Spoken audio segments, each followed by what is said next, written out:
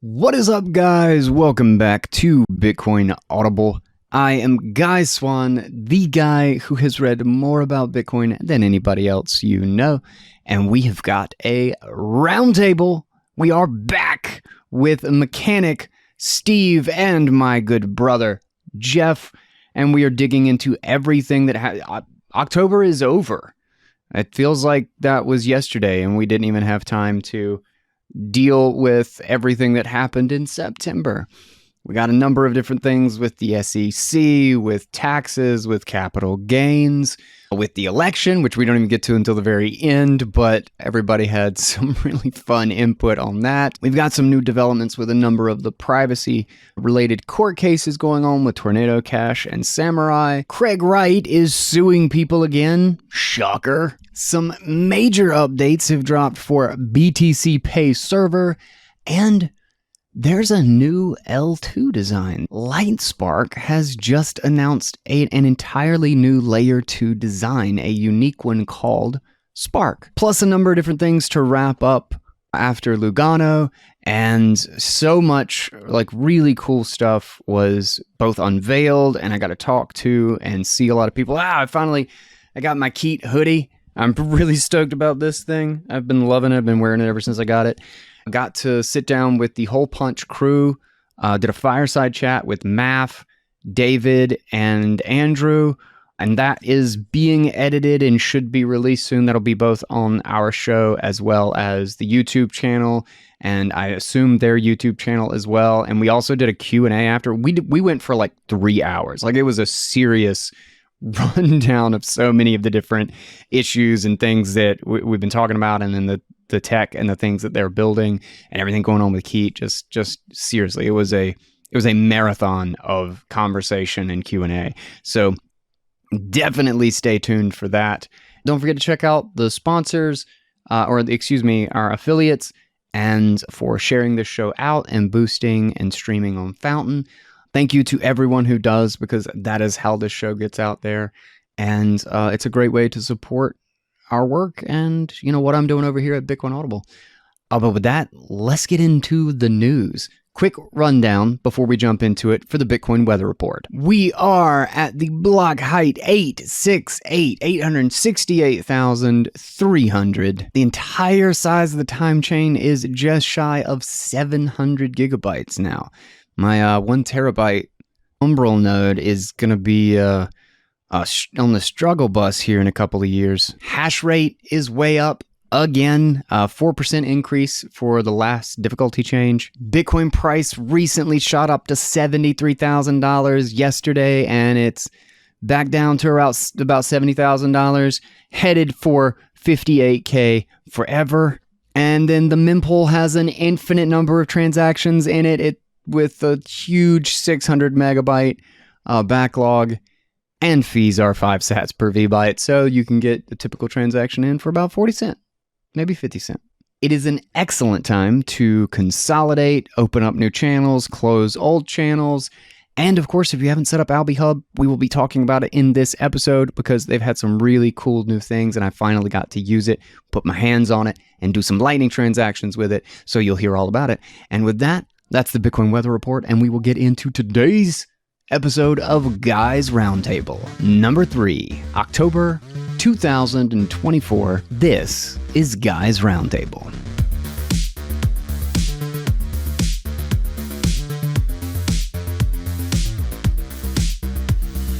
Everybody wants the roundtable.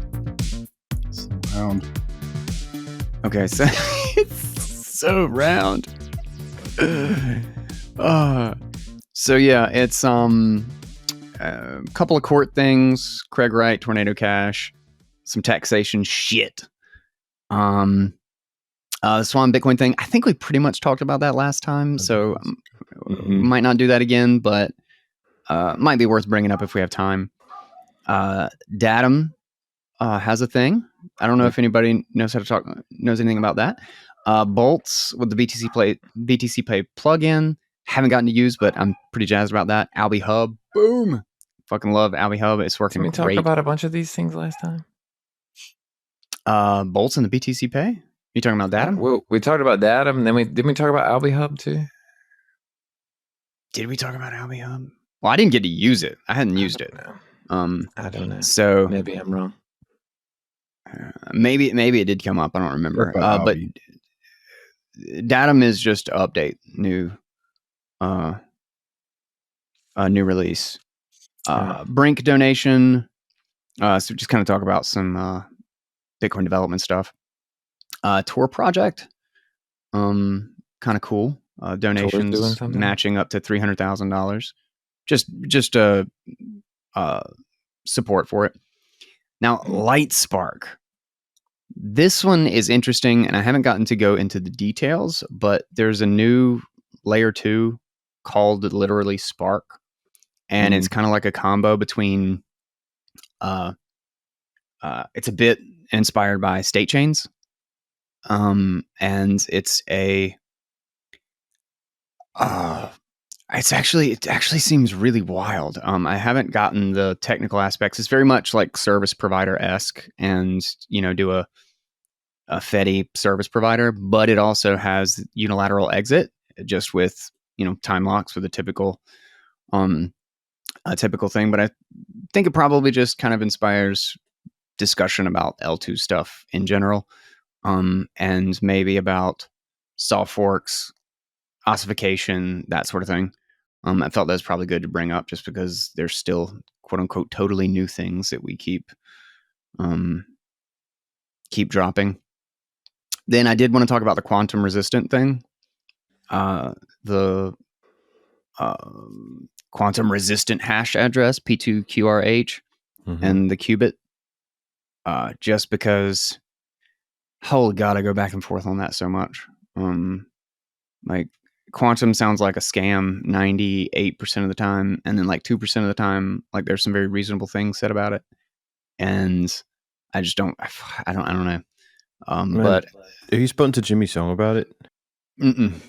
Like, he sent me an article that was written in like 2019 that's just like the whistleblow on quantum computing is like a bigger scam than blockchain technology. It's just like, dude, it seems like it is to me. Totally it's is. just it's such a bunch of bullshit. Like, every single, they always like, there's like a couple of ridiculously unsolved problems that they always just call, oh, it's just an engineering challenge. And it's like, yeah, you say you calculate, you prime factored, you figured out the prime factors of 15 as 3 and 5. You started out knowing that was the answer, and you contrived everything about it to give you that. And then you acted like, no, like it's just one more little leap where we can get that without knowing the outcome. And it's really just like, a lot of it is stuff I don't really understand, but a lot of it just rings so true from like experience and wisdom of clown world and like cowardly experts. Like, it's just, physicists can make a living off it. They can spin up ridiculous narratives, and they can carry on getting funding, and no one that knows anything about it has any incentive to blow the whistle. Everyone can carry on making money and carrying on in this bullshit quackery. Like, I'm just, there's like one paragraph in it that says physicists used to be they used to torture nature into revealing its secrets. Now they're just a bunch of like ridiculous cowards, like, chasing after government money, just telling complete nonsense stories and doing no real work. Like, that just sounds like everything about the modern world. I'm like, yeah. I believe it. So true. It's rings very, fusion is right around the corner. Yeah, I did some of my postdoc work. We had do this collaboration with some quantum physicists at Oxford, and it was like, the first quantum computer paper was written in 1972, and now we're at the point of maybe factorizing 2-digit numbers. Like, if there is growth in quantum computing, it's not exponential. I mean, people think of all growth in computing as exponential just because that's computing, but most things don't grow exponentially. Most things grow linearly. Like, progress in quantum computing is just not growing fast at all. It's not on track at all. Like, it grows like 5% a year, and it's never going to get there. Yeah, that's the thing that I had somebody I've had a couple of times where out on social, I've just been like, all right, somebody try to convince me. Like, where am I wrong? Where am I just like kind of dismissing something that's an important question? And I've heard really good arguments, but most of them, like Jameson Lopp had a really great article about like, if quantum computing is a threat, we should figure out how it's a threat first. Like a lot of very simple kind of like principles of how to deal with the unknown, I guess, are the best examples of arguments for quantum computing being a concern. But I had a bunch of people say, it's like, no, it's super real. You should check out this account and this account. And then they like tagged them. And it's like, show guy that this is how it really is. And like, what's going on. And then they linked to a bunch of papers like, oh no, it's very real. China did this and blah, blah, blah. And I went and digging into it. And so many of the articles just don't tell you what happened. Like they don't tell you what the supposed breakthrough was. They just say, we factored a number or we did this thing and it was like huge. And now we've got 1,000 qubits and it was 100 qubits 2 years ago. So there's exponential growth. But then you like kind of dig into it and it's like virtual qubits on like and it's like, okay, well, a simulated quantum computer on a regular computer. Yeah, literally. And I developed this heuristic like years ago. If someone has the name quantum in the product that they make, it's a scam. Always. Absolutely. Oh, in a product? You remember that, like 1,000%. you remember that, like Dan Penner guy, the guy that's like, Bitcoin's going to fucking zero when it comes out, zero, and I know who the guy is who made it. Like, you remember that guy? His thing's called Quantum Advantage or something. Like, and I'm like, yeah, definitely a scam. Yep, there it is. Like, here's the thing, like, George Orwell was in the Spanish Civil War, and that was when he learned his entire like political perspective. He was like, I would read articles about battles that literally never happened, where we won and we're like honorable, and there would be battles that we lost that never got mentioned at all, that literally were erased from existence. He's like, the press just reports a narrative that they just will invent stuff to support a narrative they've been told they got to do, and it's got nothing to do with reality. And this is where my whole like basis came around for judging sort of technological progress. It was blockchain technology. Like, I watched this thing develop and it just become a buzzword, and all the money start getting invested into it, and it just be nonsense from beginning to end, like completely using the wrong tool for the job. Like, everyone that knows what a blockchain is knows it's useless in almost all possible applications apart from Bitcoin, where you keep it minimal enough and then it can be distributed widely enough that it becomes this fantastically reliable redundancy where, like, if you keep the feature set primitive enough, it's worth it having it. And for everything else, it's like the worst thing ever, because they're all centralized applications with like advanced features where the last thing you want is a blockchain. Dentacoin is extremely revolutionary. Okay. It's very real. Important technology. If you go to the dentist without using Dentacoin, you're really missing out on the utility that is presented by the blockchain of dentistry. I mean, your teeth just aren't getting any whiter. The underlying nutritional technology of it all. Like, I'm just, to round off my point, I'm just saying that became like my whole worldview, that you can have bullshit tech just appear that no one ever clocks as being bullshit. So to this day, people are still like, blockchain technology, it's what powers Bitcoin, and we're going to use it to revolutionize whatever. And it just goes on forever because no one involved in it has any incentive to go, that's bullshit, apart from like Bitcoin maxis that have nothing better to do than like call out scammers all day.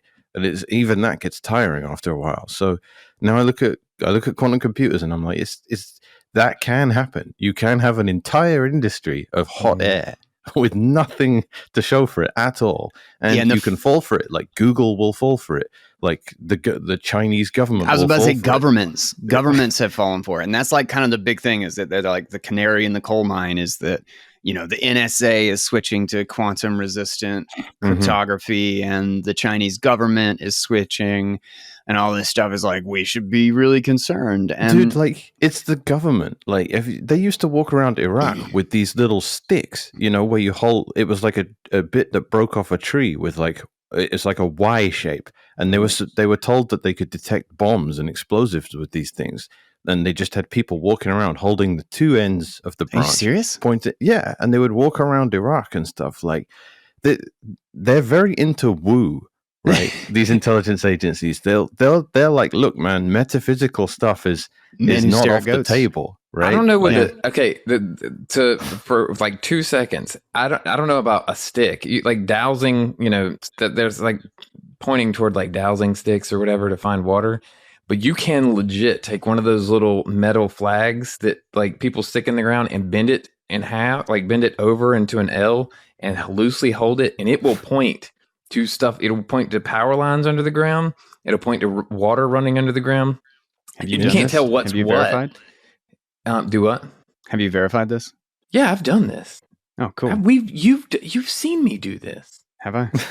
Yeah, I don't we have did any this on memory of this. construction sites. 100% you can do that. Now I don't know why it would do Oh, it with a wait. tree branch, but it legit works. Like And something bombs. it's doing. I don't know. Yeah, bombs. I don't know. Well, the thing is like it does work with like power lines under the ground, so or water pipes or whatever. So Electricity current moving through a wire Sure. does have an electric field. I mean, a magnetic field created. Yeah, from it's it. called dowsing. You're right. Yeah, like maybe I dismissed this wrongly, but well, again, I don't know what the hell. I mean, I've heard that tree branches, like there was a certain kind of branch that would do it, but I don't know, and I don't know why. Like he's right. Like I don't know if bombs makes any sense. Like maybe you can find some sort of underground. If people have buried a bunch of stuff, maybe it's just disrupts some sort of electromagnetic field in the electromagnetic field in the earth. I don't know, and maybe that would do it. Maybe. I don't know. But since we spent 10 minutes talking about quantum already, I guess we'll just start with our first news item that BIP 1670 has proposed Qubit, which is a quantum resistant soft fork with the new P2QHR address format. And it renews the quantum resistant discussions after Quantum Computing Between Hope and Hype by Scott Arison, which is also something I had intended to cover on the show, but I haven't really dug into. But it's one I'm interested in digging into just again to see if I can be proven, dismissive about it. I guess it's kind of cool that we have a formal BIP in case, in case like it seems to appear that there is development, especially when we're talking about computing just in general. Like the fact that there could be a change in a computing paradigm is not too crazy to me. Especially with the way this sort of technology moves in general. But going back to the thing I brought up about asking for someone to prove me wrong, that like this wasn't just overhyped nonsense. Man, somebody gave me a paper with like it was like quantum satellite communication, and there's like quantum networking, and so like they just literally put quantum before like a bunch of different things and then said it was revolutionary. And this was like a proposal in like a government agency. I was like, this is the biggest bunch of bullshit. Like I can pull nothing substantial from this. And that's one of the big problems, is that you get people who have no idea what they're talking about, who have just bought into it, sending you stuff that's complete, just horse crap, just like nothing at all. But they had like a couple of like experts jump in and be like, no, guy, you're missing it. You're not seeing the writing on the wall, and sure, there's a lot of hype and all this stuff. And they sent me a couple of articles. And a number of the articles failed to say what they did. They said like, oh, we succeeded in factoring a prime number. And I started clicking on all their sources, and most of the links went to like Wikipedia definitions and stuff. And I'm like, you're not sourcing anything. You're just writing some stuff and then linking me to your dictionary, for Christ's sake. And that's like one of the biggest things is like, quantum articles about quantum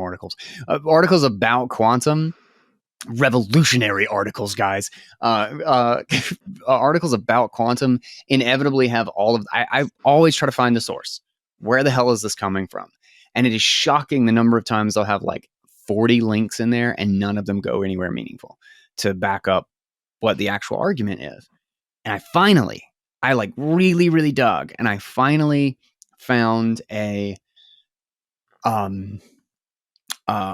paper that was talking about, I think it was Google's quantum computer, and saying that they had successfully factored, and it was like kind of hidden because it was like around. It's like one of those things, like if you want to hide something in a story, you start like a list of things, and you say there was there's a paper on the desk, there was a small trash can, there was a gun on the mantle, there was a crack in the window. You put it in the middle so that people don't really think about it too hard, but they had factored a 2-digit number. Yeah. And this was supposedly revolutionary. This was the only thing that this guy could link me to. And the paper was from like 2016. And this was like 2020 when I did this post. And there was nothing. This was apparently like the big thing to be concerned about that was like legitimate. And I'm just like, well, the only other thing I've ever seen is like they just created a bunch of randomness, right? Like it's like, oh, look, we set off. It was a glorified random number bomb generator. Yeah. Yeah. Quantum's just Yeah, I another saw that too. boogeyman. It's just another one of these things like climate change and stuff that like you're never going to be able to disprove. So it's just file it away in that part of your mind that you're never going to get until someone actually cracks something. It's just going to be a boogeyman.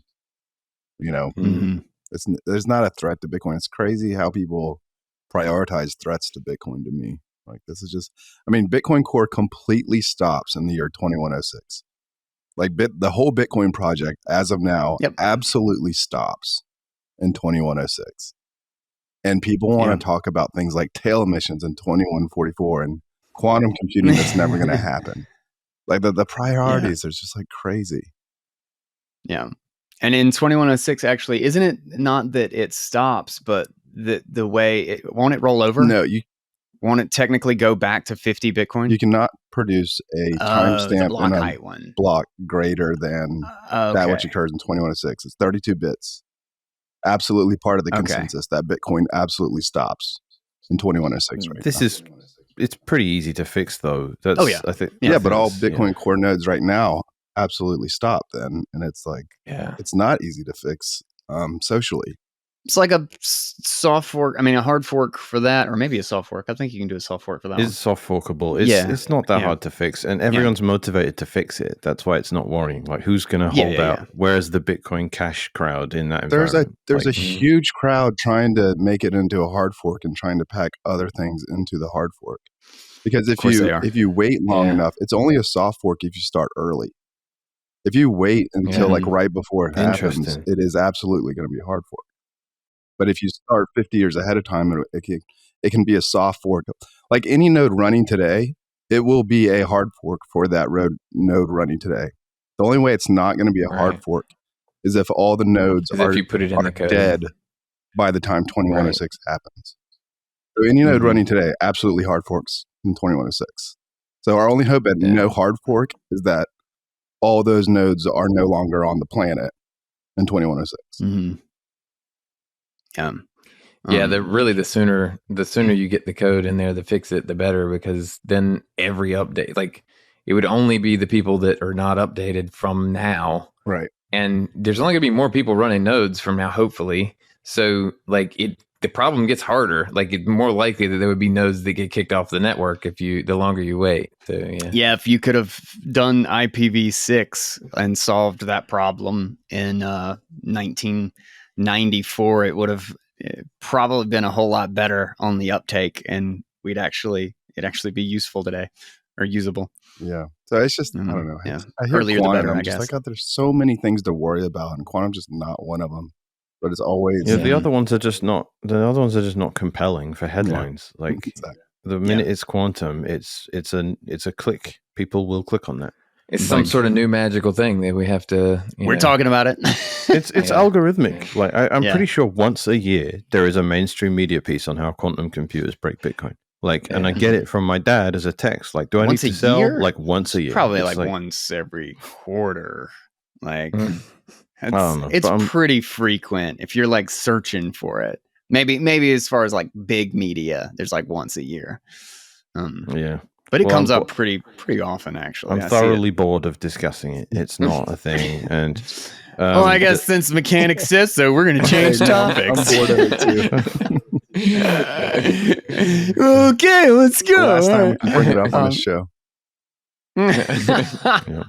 I'm going to do a quantum episode just to piss you off. Let's talk about how we all got Next into Bitcoin. one. Quantum voting. Yeah. How'd you guys get into Bitcoin? Climate What change, year do you got? What weather class of Bitcoin are modification you? voting. Oh God. Okay, let's hit some bad news. Let's be depressing first, since I'm still on our room got broke into and I have no idea why. Train. So, two senior ECB researchers. Okay, this is it's hard to call this bad news because this is part hilarious. ECB researchers.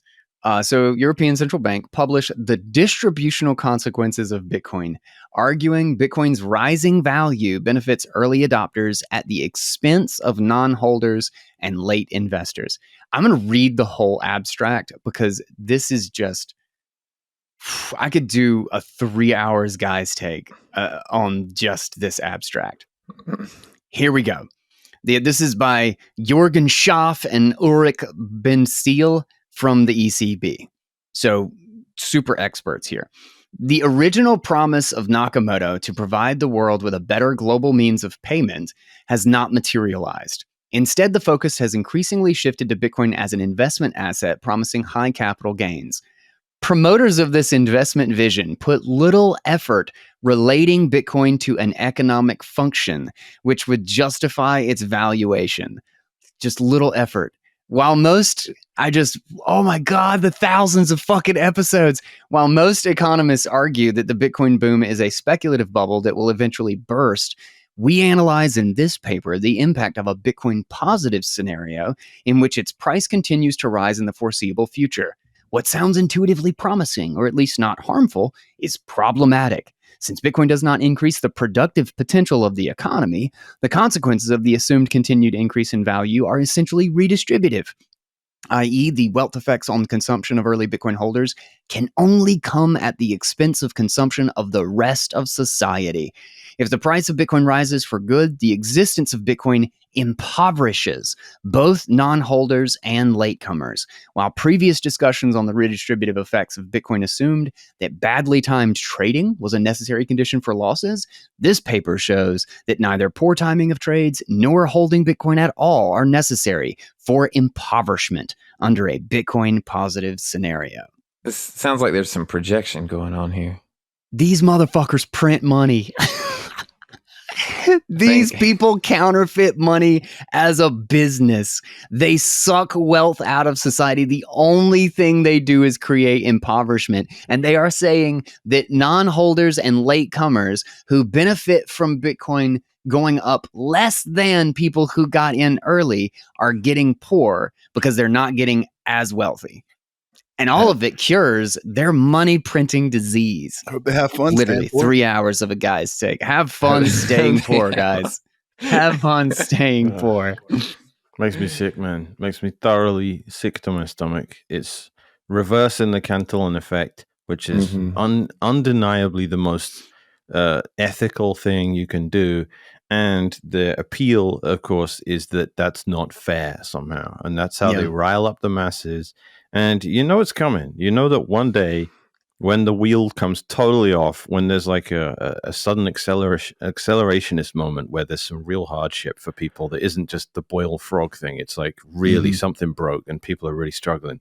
You know what they're going to do? They're going to take that anger and point it at Bitcoin and go, those freaking Bitcoiners are why you're suffering right now. And everyone's going to believe it because that's what always happens. We're all economic terrorists. Yeah. They're going to say we nuked the financial system and it's our fault that you can't afford, anything anymore. They're going to do that and people are going to believe it because angry people are stupid. Even if they're clever normally, once you make someone angry, they don't think anymore. And it was Bitcoiners. Bitcoiners have ruined everything. It's not fair. They're rich. You're not rich. They got lucky. You didn't. And it's much easier to believe that. It's like that Simpsons bit where Apu is like showering his wife with Valentine's gifts and all the wives in the town are getting upset because, there's this one guy that's so amazing to his wife. And Homer's like, who are we going to blame for this? And then they go, well, we should blame ourselves, really. Like, and he's like, yeah, look, it's easy to blame ourselves, but it's even easier to blame Apu. It's like that. It's like, we told you about Bitcoin for years. You didn't listen to us. You can either swallow the humble pill, or you can sit there and go, screw these Bitcoiners. Like, why should they be so rich? Like, and it's just crap, but it's going to happen. They're going to blame us for everything, and we're going to have to sit there and deal with people trying to rob us, trying to break into our hotel rooms, whatever it comes to. Well, hopefully, we like Guy's about to say, I'm going to steal your thunder. We do need to like be on top of it with the memes and like the. It's not that hard to like. This is what the mainstream does. They try to inoculate people against the like ideas that will lead them to the truth, right? Yeah. So if we can inoculate people with memes against the narratives that we already know they're going to say, like that's I think it's doable, and we need to be crafty about it. We need to meme better and harder, and we need to be more paranoid crypto anarchists. We got some good memes. I'll grant you that, but no, it's going to be rough. Yeah. Well, it's going to be a little harder with the ETFs now to make all the Wall Street the bad guys. Mm-hmm. Yeah. Well, I don't know. I mean, it's pretty easy to make Wall Street seem like the bad guys, but they have there's a lot of financial incentive for them to like Dave Smith points out, is that, in 2010, you had two movements. You had the Occupy Wall Street and the Tea Party. They were both like centered around hating the banks and hating the financial sector. And somehow they flipped that into, like being angry about, transgender bathrooms or something. Like they became some sort of weird cultural thing instead of the actual, thing that we were both technically united against. I increasingly think it's going to be really difficult because of the access to information, but also the degree to which I think people will slowly exit, and how many people will likely already be connected to it in some way.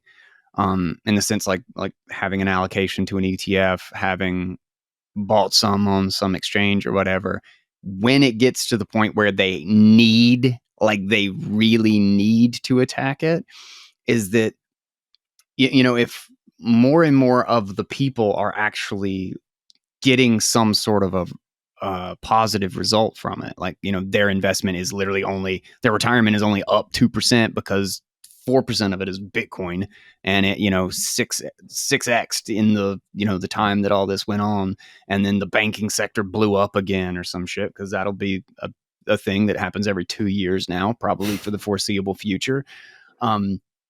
It will be a little bit like trying to tell the people that you're the problem.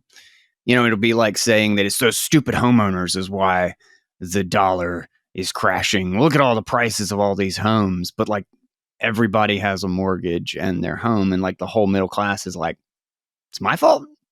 I kind of suspect, especially with the amount of cultural momentum going against the political class lately, I don't see that getting anything, but I see that going in one direction. And it kind of appears that way globally. Like the woke and the believe every single thing the government says mentality and culture, I feel like peaked in 2020. And we're starting to roll downhill. Now, that doesn't mean that it can't turn around, but it's really hard to undo a break in trust, I feel like, to rebuild that back up. It definitely is. There's like a weird, like, I mean, it's a small subsection of the population. There's like a 20% group that is like full on, like everything they say. And it would be, I mean, it will There's be not a like, not scary group of right, super bootlicking lunatics, but yeah, I think like it depends. Like, I wish I was that optimistic, because on the one hand, you have people that are like thinking and rational, but also kind of naive and trusting, and that's like the archetypal midwit, right? They're not actually stupid, but they just They're just unable to quite grasp how corrupt institutions can become, and the fact that you don't take scientific studies at face value. You do have to actually take into consideration the motivation of what funded it and the people behind it and the way it might be reported. You have that, and those people can come along and be like, oh, it turns out, the vaccines weren't safe and effective, or it was a result of gain of function research that the disease happened. But that is only one cause of it. The other one is just simple cowardice. Some people really just aren't prepared to think outside the box or think for themselves at all. And there's no redeeming those people. They're still out there. They're more afraid of going against the group than they are about like whether or not it's true is really kind of irrelevant. They just don't want to be ostracized. Yeah, and that's most that. people. Those people are never going to be cured. Those people are always looking for, they're just outsourcing every single opinion they have, and they're just never going to stop doing that. Those people they're stuck that way. You can't cure cowardice. It's just going to go on forever. Those people are conditioned that way, and you're never going to shake them out of that. I want to hear what Jeff has to say real quick but I want to say something on that. Inside some of that, though, this is something I'm kind of realizing recently, is that there seems to be like this desire, like people just cannot allow themselves to entertain the idea that most people can be wrong about most things. And that has been the case throughout all of human history. But if you set that off limits, like if you will not allow yourself to like even consider that most people in a field could be completely wrong about that field of thought, then you can't follow the facts correctly, right? Like if the facts are going to lead you in that direction, then, but you've already set something out. This is just off limits. Like there's no way. You just simply have wrong. to not trust any fact that doesn't come any fact that doesn't come straight from that trusted group. Right. Yeah. And that's like it's like you've already made one of the possibilities just impossible for you to, you've already set. Like this is a legitimate possibility. Like legitimately, everybody could be wrong in a field. Like it happens.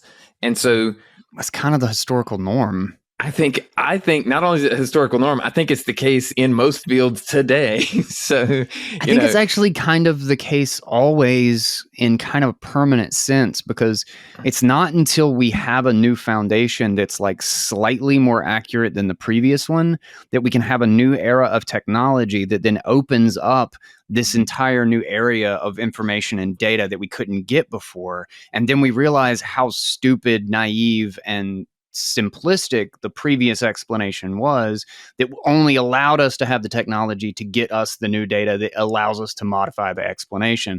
But that everything moves infinite in all directions, and it's only ever just going to be that we were wrong, and we just find out a new way that we were wrong about it. Yeah, and the problem is that you can be right while also you can be right about a lot of details while also being completely wrong with the story. About the reason. Right? Yeah. And so it's like in the same way that people were accurately mapping Mars's relationship to Earth when everybody thought that the Earth was the center of the universe, and it's doing these like loops, like, wow, it moves really weird. And they're like giving you these crazy calculations that are accurate representations of Mars's relationship to Earth. Factual. Yeah. Yeah. It doesn't make, like, the problem is it's extremely complicated and hard to like make sense of until you put the sun at the center, and then, oh, well, okay, we were accurately describing the relationship, but we were making lots of mistakes because we didn't understand how it all really moved. Like we weren't understanding what the center of gravity is, so like you get a lot of details right while also just being completely fucking wrong with your explanation, Well, even that though is an orthodoxy, because have you seen The Principle? Have you heard of it?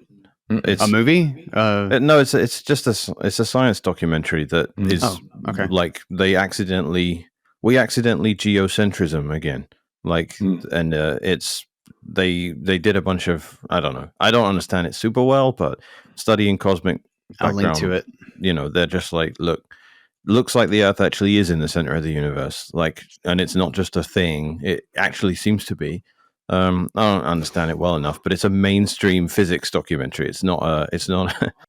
Oh, I'm definitely gonna have to watch this one. Oh, it's good. If our technology is limited in our ability to see out, away from the Earth, then everything we can observe would be like we would be in the center of that. I don't know what it's more nuanced. It's not the old okay. if you're in an explosion, every point looks like it's in the middle of the explosion. It's not that trivial thing. It's like there's Michio Kaku and people in it that are like, what on earth? Like, why on this shouldn't have happened? And I don't know what exactly their study. I need to watch it again. I need to see this.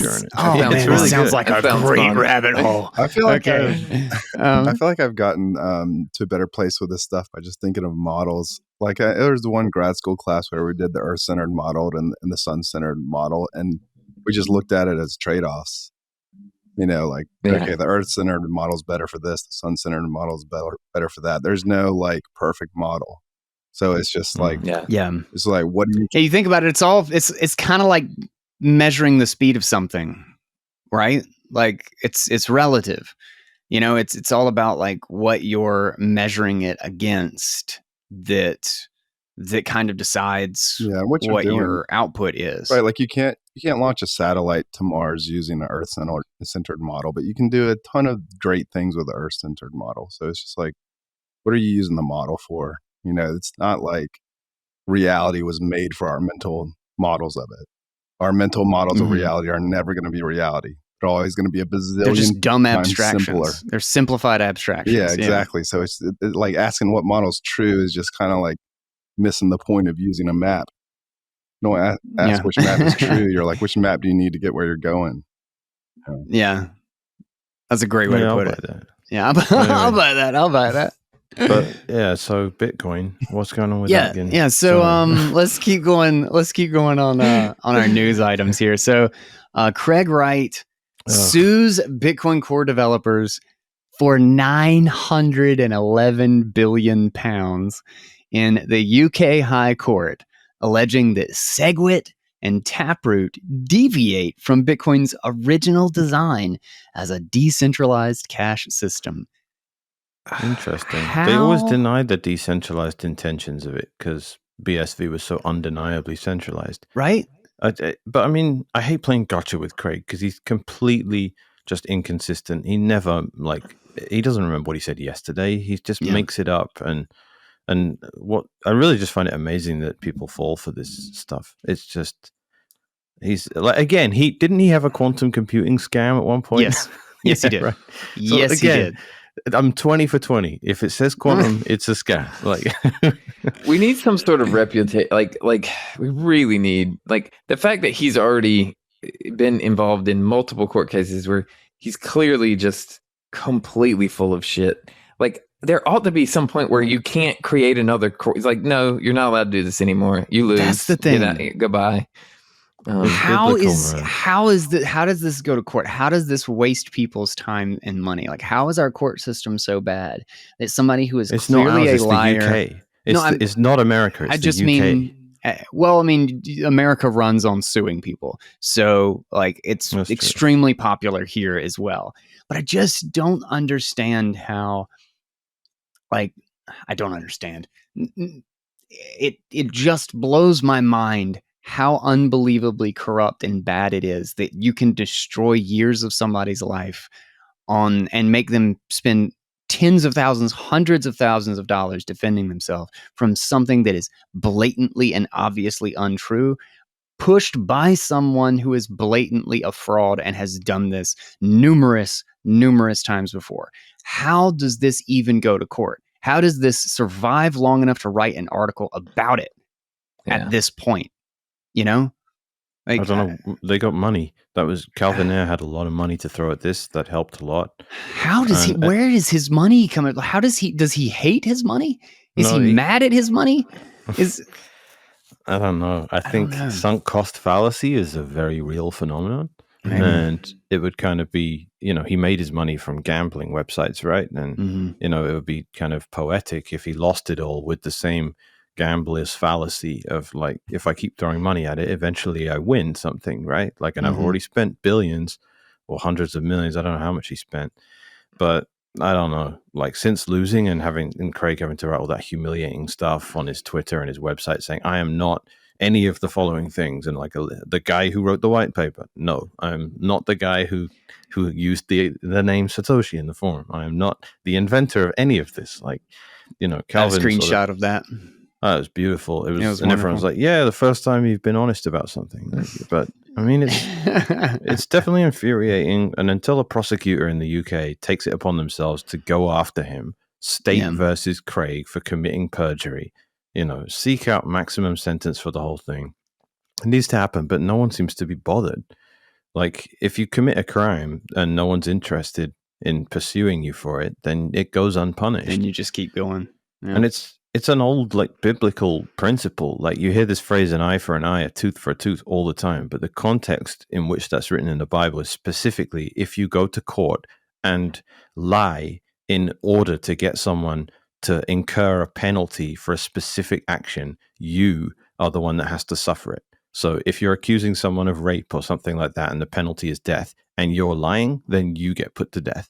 So in Craig's case, it's that old. It's not like, someone punched me, so I punched them back. That's not what the principle was. It was always he wanted me to go to jail for 4 years, so now he goes to jail for 4 years. It's that. Yeah. So in this case, I'm like, whatever it is he wants to, the suffering he wants to impose on other people, he needs to suffer all of it.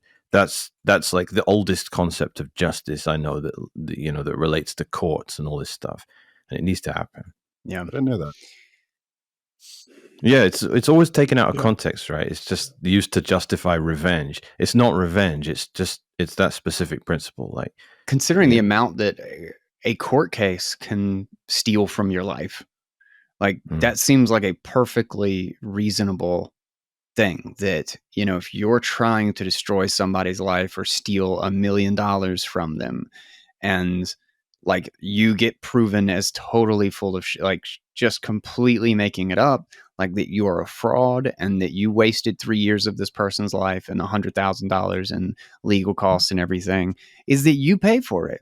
Like you pay for the punishment that you were trying to enact on them. Now that's a great principle.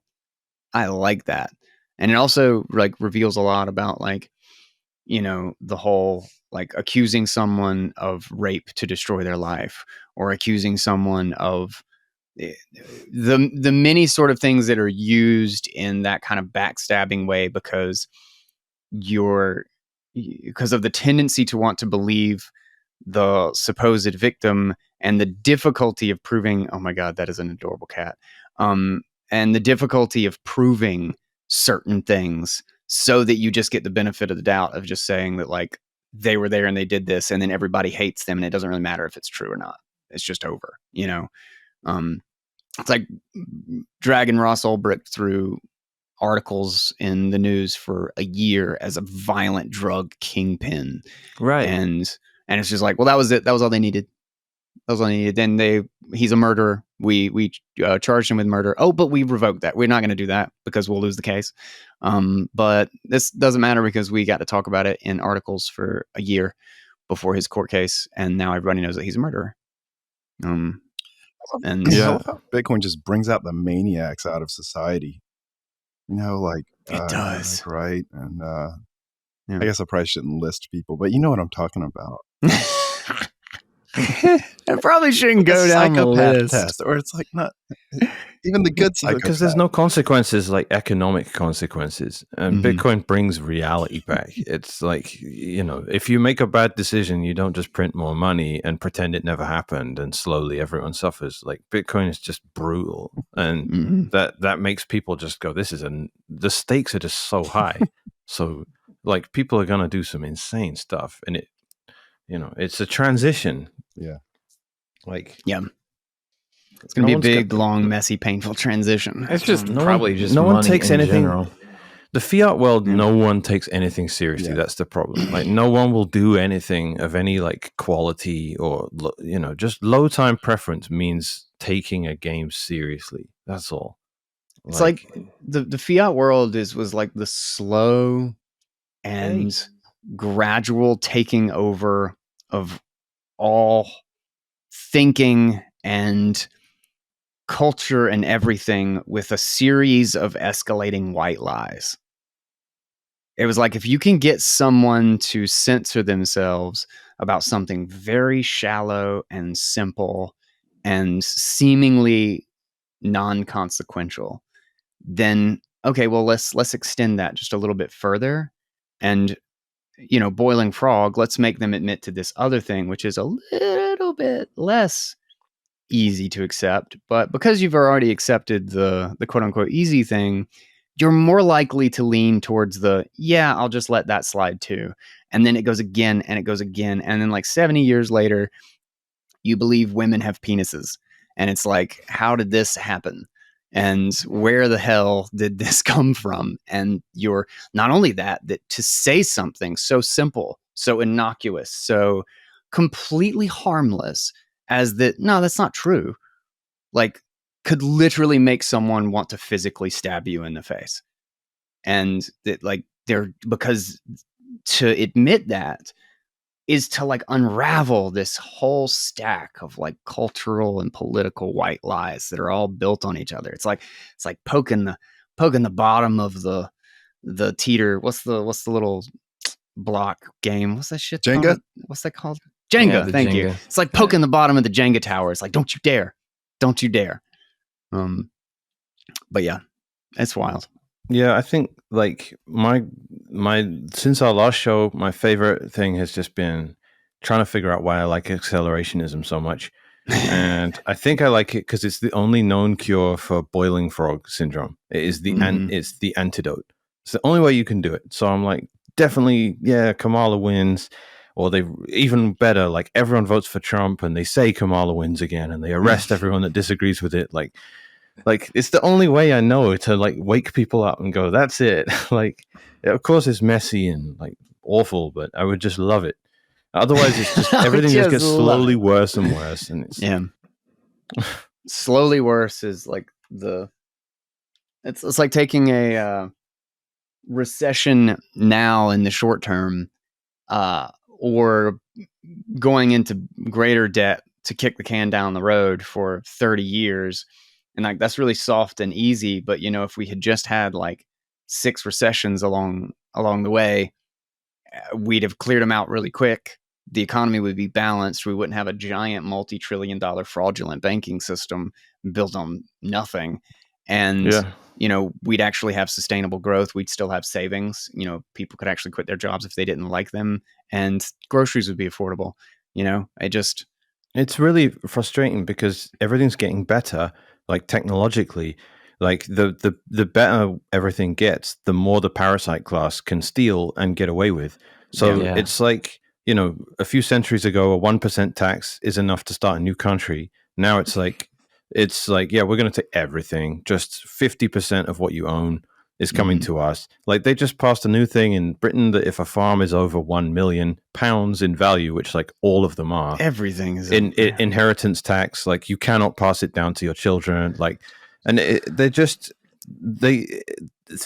what's so annoying about it is if they were as bad as this when technology wasn't as good as it is now, it would have sparked. It would have been over already. Fury, but like they can get away with it because people still have basically a reasonable quality of life, despite the fact that almost everything they own is getting stolen from them.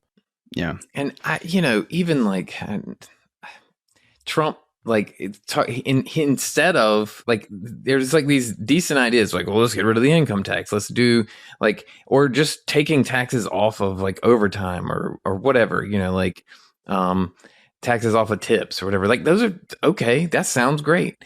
But then he's like, tariffs are the best thing in the whole world. It's like, what the fuck, man? Like, so you're just going to create a new layer of taxation that will disrupt all international supply chains. And what's going to happen when you're gone is that the next the establishment person, the other one come comes back in, and we're just going to have a whole new like category of taxes on top of the ones we've already had. Like, it's not, it's just fucking ridiculous. And then you have conservatives who are just fully on board with it. Yeah, that's fine. Let's do that. Let's get rid of the income tax because I think that's really going to happen. And let's just replace it with tariffs. And man, it's always you always get the worst of whatever they're saying they're going to do. You never get like if there's a the good thing and a bad thing, you're going to get the you're gonna bad get the thing. bad thing. Good thing's probably Yeah. not going to happen. Yeah. Yeah. Let's go to the next one, because this one it's about courts and stuff again. But the judge in the Tornado Cash case ruled that, and this is funny because this was just after ruling that Chainalysis was protected by free speech for, oh man, I can't remember exactly what the details were.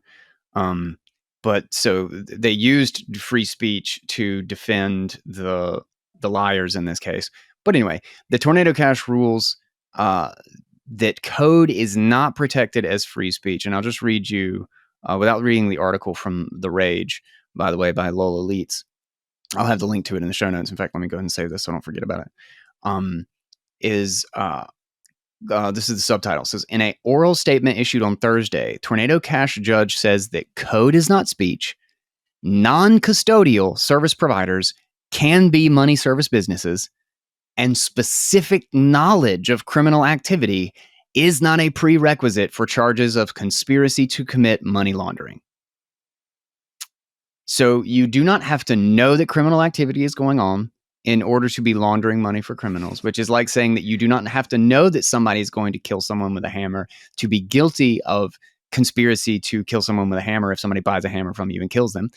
You non-custodial service providers can be money services businesses, which means that even though you do not have control over the funds and all of the instructions, sending and receiving details are being written by the users, you are still a money services business, even though you never actually control any of the money. And code is not speech, because apparently it's a different kind of language. And, I think it was actually in the article Lola wrote about musical scores. That's a great one. Is that music is a form of code. And because it is like musical notation is it's literally a mathematical formula. So when you are broadcasting it, to say that this is functionally different from normal conversation is to say that a certain song that makes you feel or want to do something in a certain way is, again, not protected by free speech because it's functional, because it has some other purpose than merely speech. And that's what the argument is that there's some other communication other than the fact that you're just communicating information that is involved in this. So curious your thoughts. Is there a way we can like record the code into a book and like do the same thing that, like what, like how do you, sure. Yeah. I mean, how do you, play the game where we just, I don't know. It's such a fucked up, like, put it on a shirt and get it to everybody who's going into the Tornado Cash hearing. Yeah. I don't know. I mean, they're ridiculously over the top. Of course, they always do that. But I don't know. It's a pragmatic thing where your approach just has to be find loopholes, exploit them, find new ones when they come after those. Mm-hmm. And it's expensive because it means you just need lawyers all the time that know what they're doing. Like, without going too much into detail, like Ocean has to do what it does in a very careful way. Like, we want permissionless, non-custodial mining to be a thing. And one of the three co-founders is a lawyer, and he knows every single way to do it in a way that, you need someone that cares about it for a start. But more than that, it's not about being foolhardy or making yourself a martyr. It's just about carefully doing, things that allow you to tell the story the way it needs to be told for it to be convincing. And if they go, all right, I guess because you've done this, that, and the other, you are non-custodial and you are allowed to be permissionless and you don't have to, ask for DNA samples of everyone that uses your service. But from now on, we require this. And then you get to go, all right, well, let's move ahead there. Like you can do it, right? If you have a lawyer, right? But if you're just some dev on GitHub, you're not going to think about all this stuff, right? You're just going to naively go X, Y, Z. Like, I'm sure when they came after Samurai, everyone started guessing, like, wait a minute, did I break the law with that pull request I made? Like, Yeah. when I found a bug that did, a wallet would leak its IP address or something when you're supposed to be using Tor, is closing that? Am I now in trouble? Like, everyone was suddenly asking themselves these questions, right? And like I say, like, you don't want your legal counsel reviewing every line of code you write. But if you're in that position, you can do some amazing things, which has been part of the whole fun of Ocean. Just having this lawyer, not like a guy we have to hire and pay by the hour, but an actual founder of the company. Just be like, yeah, we can do this, we can't do that. And if we do this, we have to do it that way. And it doesn't make any sense to any of us because we don't think like that. But this guy knows. So, yeah, like... this may be one of the real arguments fun. against accelerationism is that, at what point does your lawyer not matter anymore because everything's a kangaroo court and you're just literally at war with, the organization that is ruling over you, right? Like, well, I mean, that's what accelerationism is. It's the point where we're suddenly all at that point, rather than Right. one of us is, and then Right. another guy, and then another guy, and it Well, but the slowly thing is- stretches out. but the thing is, My we want to argument all be against- there at once. Like, it sort of is still one at a time, right? Like, I mean, well, I guess I don't know. It depends on how, I mean, like right now it's one at a time, and we still like we're very close to the point where it doesn't matter whether you have a lawyer or not. Like, they're just going to rule. Like I mean, these rulings are completely insane. Like, they're just going to rule, against you no matter what. And so, I mean, same thing with like Ross Ulbricht or, a lot of these things that have gone on.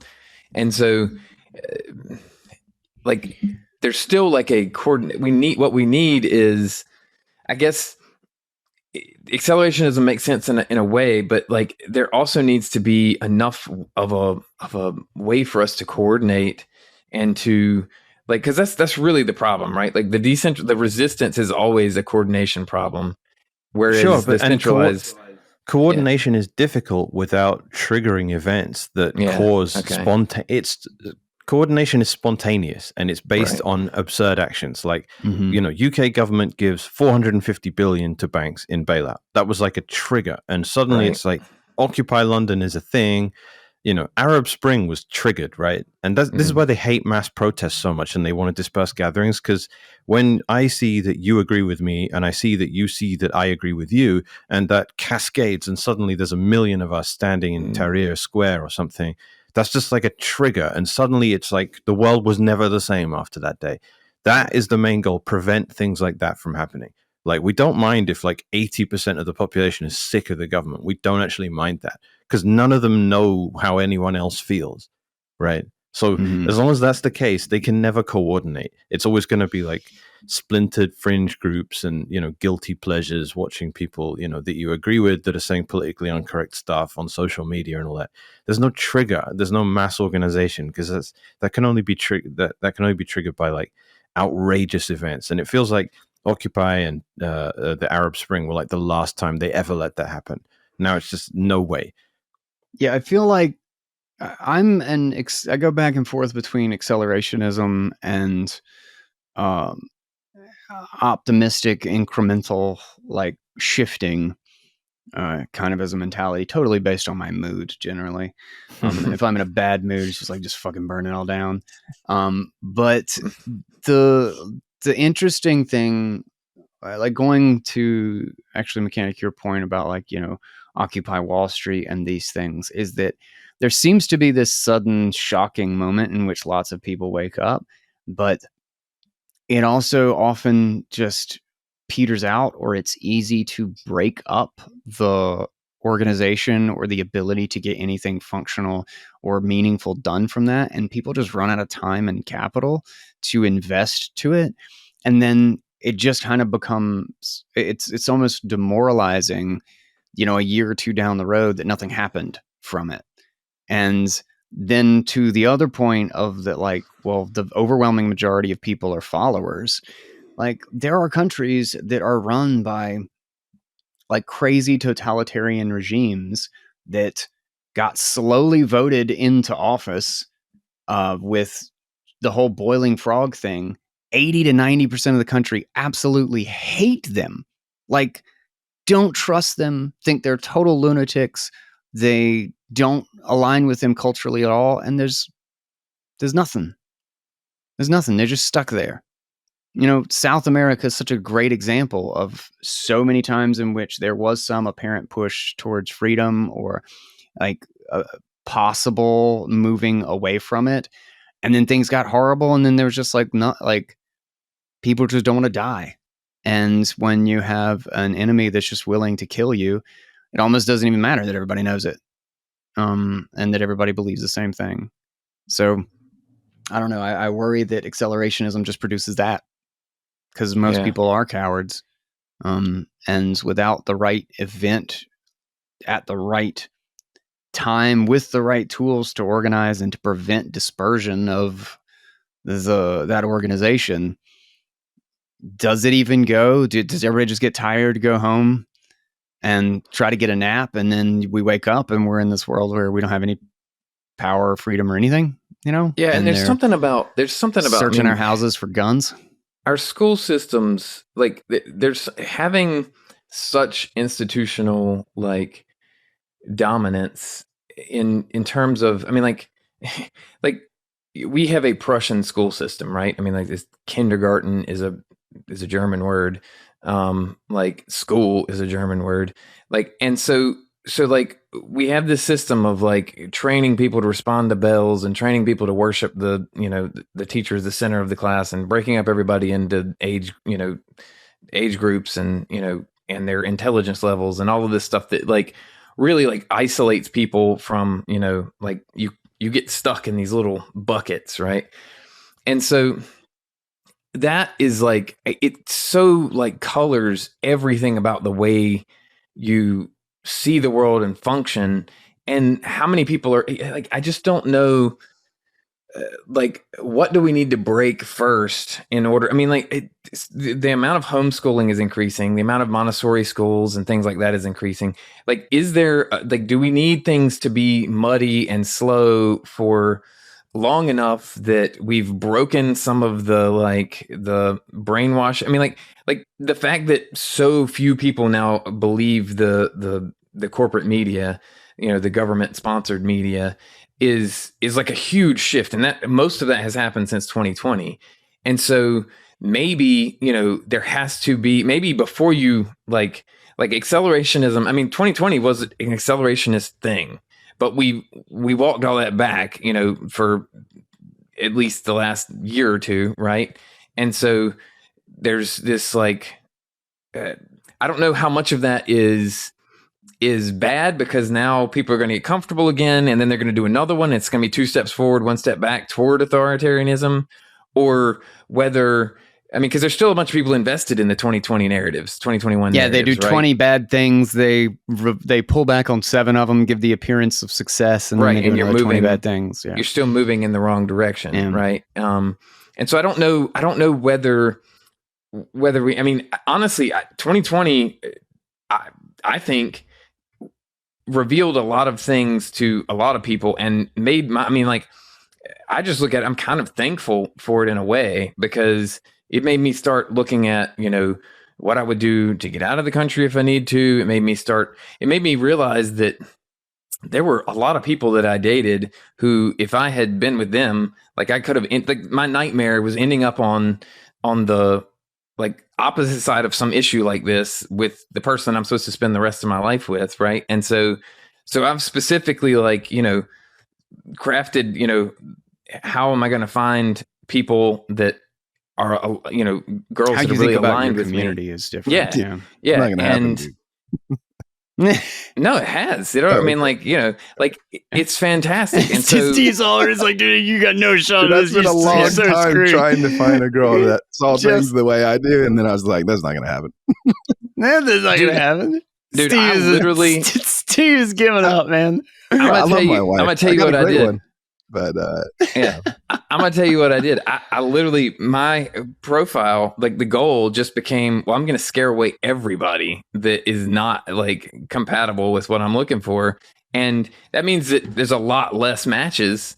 But the ones that I do High get filter. are you just the whole goal is just to filter out Stop wasting your own time. Like Yeah. the last thing you need is to accidentally your filter needs to be big, like Yeah. huge, No, huge, and I like used to- massive filter. I used to just try to be funny or something. It's like, if I attract as many people as I want, then I can just go and be picky and I can choose.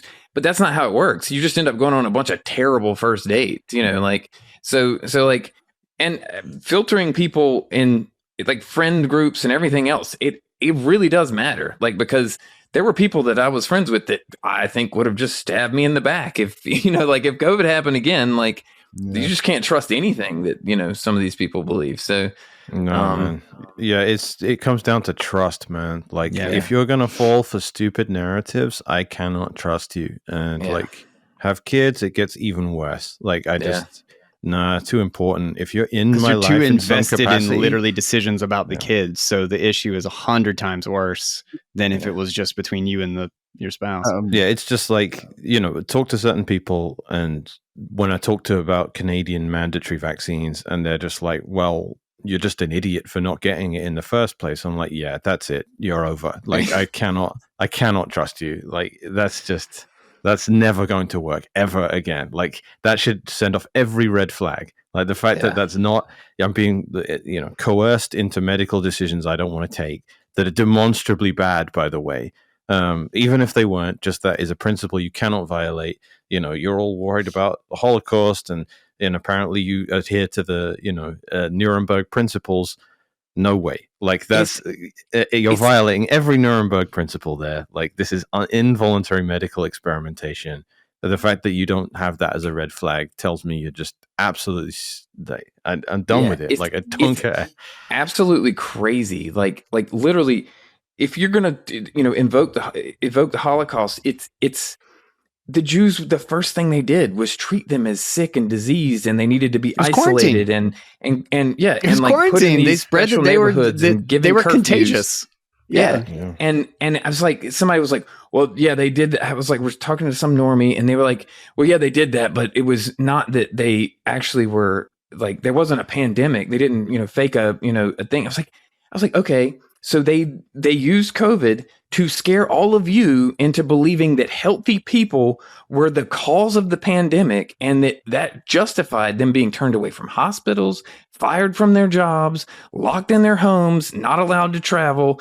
Like what kind of, how do you not see the parallels here, my man? It's fucking crazy. Yeah. Steve, are you an accelerationist? If you allow them to infringe on your rights in exceptional circumstances, they will create exceptional circumstances. That's it. 100%. I can't help thinking about one time I was ranting about people being sheep to my wife, and she says, "I love sheep," and I was like, "I kind of love sheep too." And it makes me wonder, like, does it actually take all types? I mean, I don't know. There definitely is there's a really good argument. We need people that follow, right? Like, I don't. But the thing is that how evolution worked. Yeah. Like there's a reason why we have this intricate balance between like people who deviate from the group and people who conform to the group, and people who go out to basically stand strongly enough on what they think to make a new group.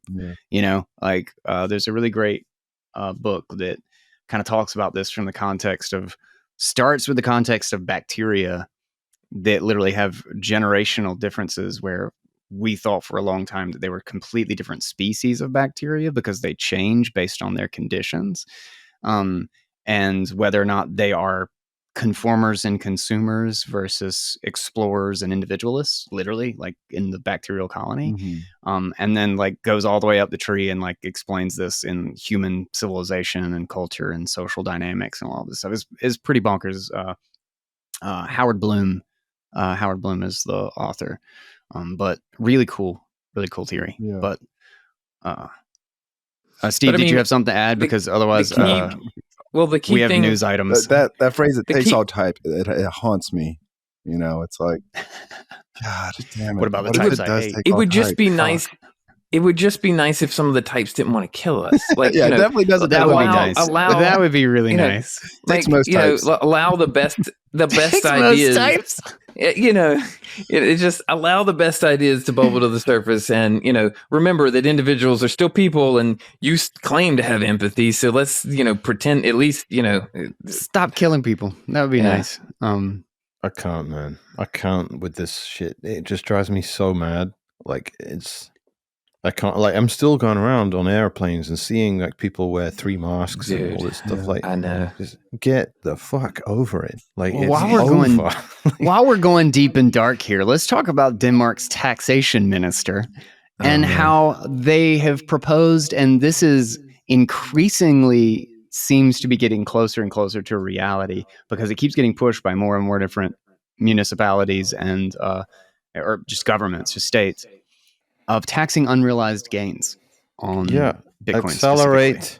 Accelerate. Accelerate. I should be a Dalek for my Halloween outfit and just walk around going, accelerate. Wasn't it Denmark where I just got searched for bombs? What? Netherlands. Oh, yeah. Netherlands. Oh, the Netherlands. Okay. We were in Yeah, Amsterdam. right. Yeah. Yeah.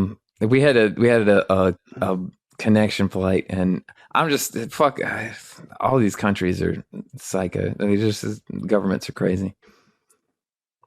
Don't Yeah. like governments. Yeah, he had a connection Don't flight, like him. and they pulled him out in a random search, and then took some little piece of paper out of a Band-Aid wrapper, and wiped it on his suitcase, wiped it My on his book bag, bag. and So I have a it 20-something came up with book traces bag. of explosives.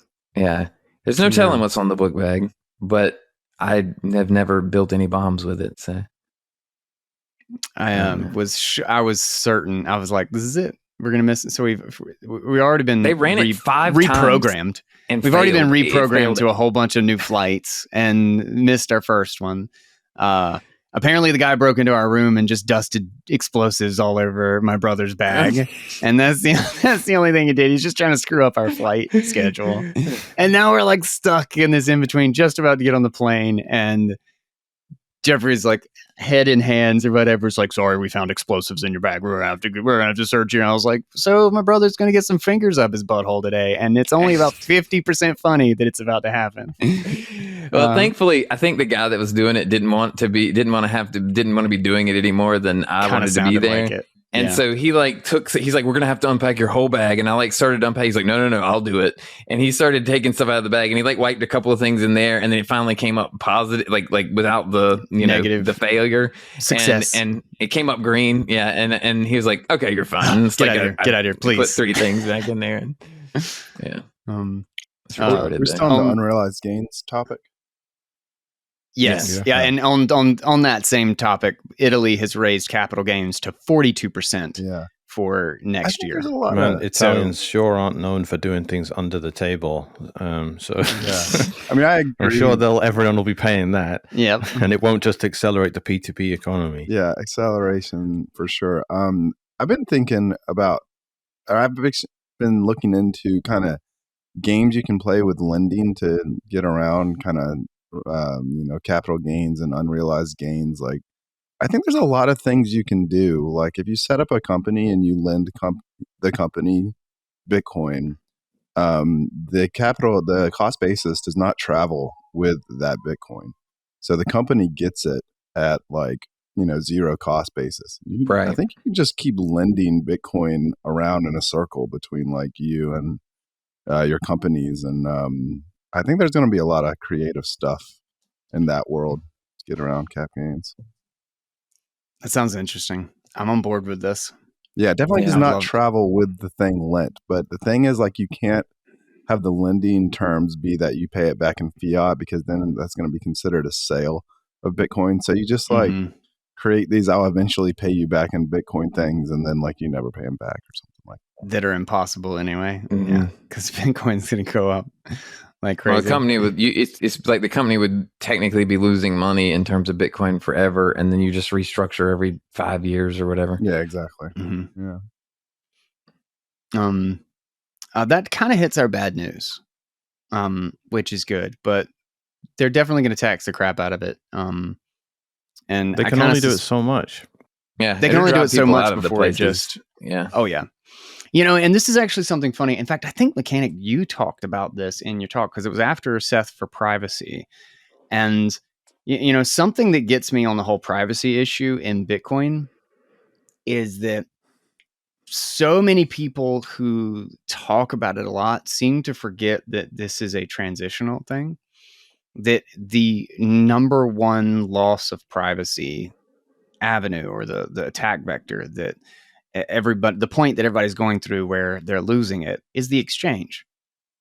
Like it's Binance, it's Swan, it's River, it's any sort of KYC exchange where you have to give your information because they have a financial services obligation or whatever, and they have to report to the government. And then Coinbase sells it for extra money to print new shit coins and then dump it on their users. But when you actually like I talk about it, when we're actually in like a Bitcoin economy, there really won't be exchanges won't be like 2 steps away from every single Bitcoin transaction. Like I don't have like a shockingly small amount of the Bitcoin that I use these days is attached to KYC anything because I get paid in Bitcoin and I pay people in Bitcoin. Like I don't have sure there's quote unquote privacy concerns with UTXOs and I have to just know how to do like simple separation between a lot of these things. But I don't have any big thing attaching like stuff to my identity. Outside of just like if I'm consolidating inside of a wallet or something, but I also have like 20 wallets that I break up based on what I'm using it for and all of this stuff. Like, but you're an advanced user, man. Oh, 100%. I don't mean to dismiss it. I just mean to point out the fact that using Bitcoin day to day and actually being on a Bitcoin standard, a shocking number of the privacy concerns aren't really huge concerns anymore because you actually restore the pseudonymous nature of the transactions. If you've got 5 people between every KYC, if you got 2 hops between a KYC, 2 hops of actually using it, and then KYC, okay, you can basically tell who everybody is in that situation. And then you can attach probably a lot of other stuff to it. But if you got 5, 6, or 7 people that are just using Bitcoin, you've probably got 4 hops in that you just have no idea what the hell. You don't know. You don't know, and you're probably never going to know. If you're on a Bitcoin standard, the big problem of privacy is a transitional one. Bitcoin is pseudonymous. And if you're using just Bitcoin and Lightning, you can still get a lot of benefit from it. It's really the KYC transition where fiat is still the norm that it's the biggest problem. Yeah, I think these guys come in. Privacy is like a very unique, weird thing that is not what Bitcoin is about at all. Bitcoin goes for the sort of approximate, approach of anonymity, pseudonymity, which is just, that's a much more realistic approach because it carries on with the assumption that you're going to be in public. It's just try to not identify who you are. Don't try and operate privately where, everything is known, but only to a controlled small group of people that know who you are, know how much Bitcoin you have, but you trust them not to tell anyone else. Like it's money, so you necessarily are going to interact with other people no matter what you do. And privacy just assumes it just basically always comes at the cost of centralization and completely unscalable methodology. So it's never been a thing as a part of Bitcoin culture. It's always been this sort of enthusiastic fringe movement within it to try and have some sort of privacy there. But it's not against it either. You can have it. And I feel like I'm repeating what I might have said last show, to be honest. But it's just like the privacy bros that come in, they never care about decentralization or scalability or anything like that. And Seth for privacy is a great example of it, because there's a bunch of ideological positions he takes on everything that are completely unrealistic, always letting the perfect be the enemy of the good. And that approach to me is not just, it's sabotage if I'm going to be like harsh about it because it's just not doable. I didn't actually watch the talk. I was on after that panel, and you're the one that introduced me anyway. But I didn't watch it because I just wanted to go and prepare myself for what I was going to say for mine. What exactly were the high level points they made about privacy in Bitcoin? Do you mind like running over them? It was like basically the silent payment. I mean, he just touted like silent payments and something else. Yeah, it was really focused on how you can get privacy. Like it was actually a really good talk. And it was less about, even though he's seems to be a bit of he's partially a doomer on privacy, but then also partially like we just have to do something about it, and partially a shitcoiner. That we have to do something about it, and that a lot of people just aren't. And silent payments is a huge, like, I love the fact that they're implementing silent payments, and I totally agree with him that I wish that they were the norm. Because one of the biggest quote unquote attack vectors is just that to publish a address publicly, it's kind of the same as publishing a Lightning invoice publicly, is that it has information on where your node is and what channel you're paying to, is to just obfuscate that.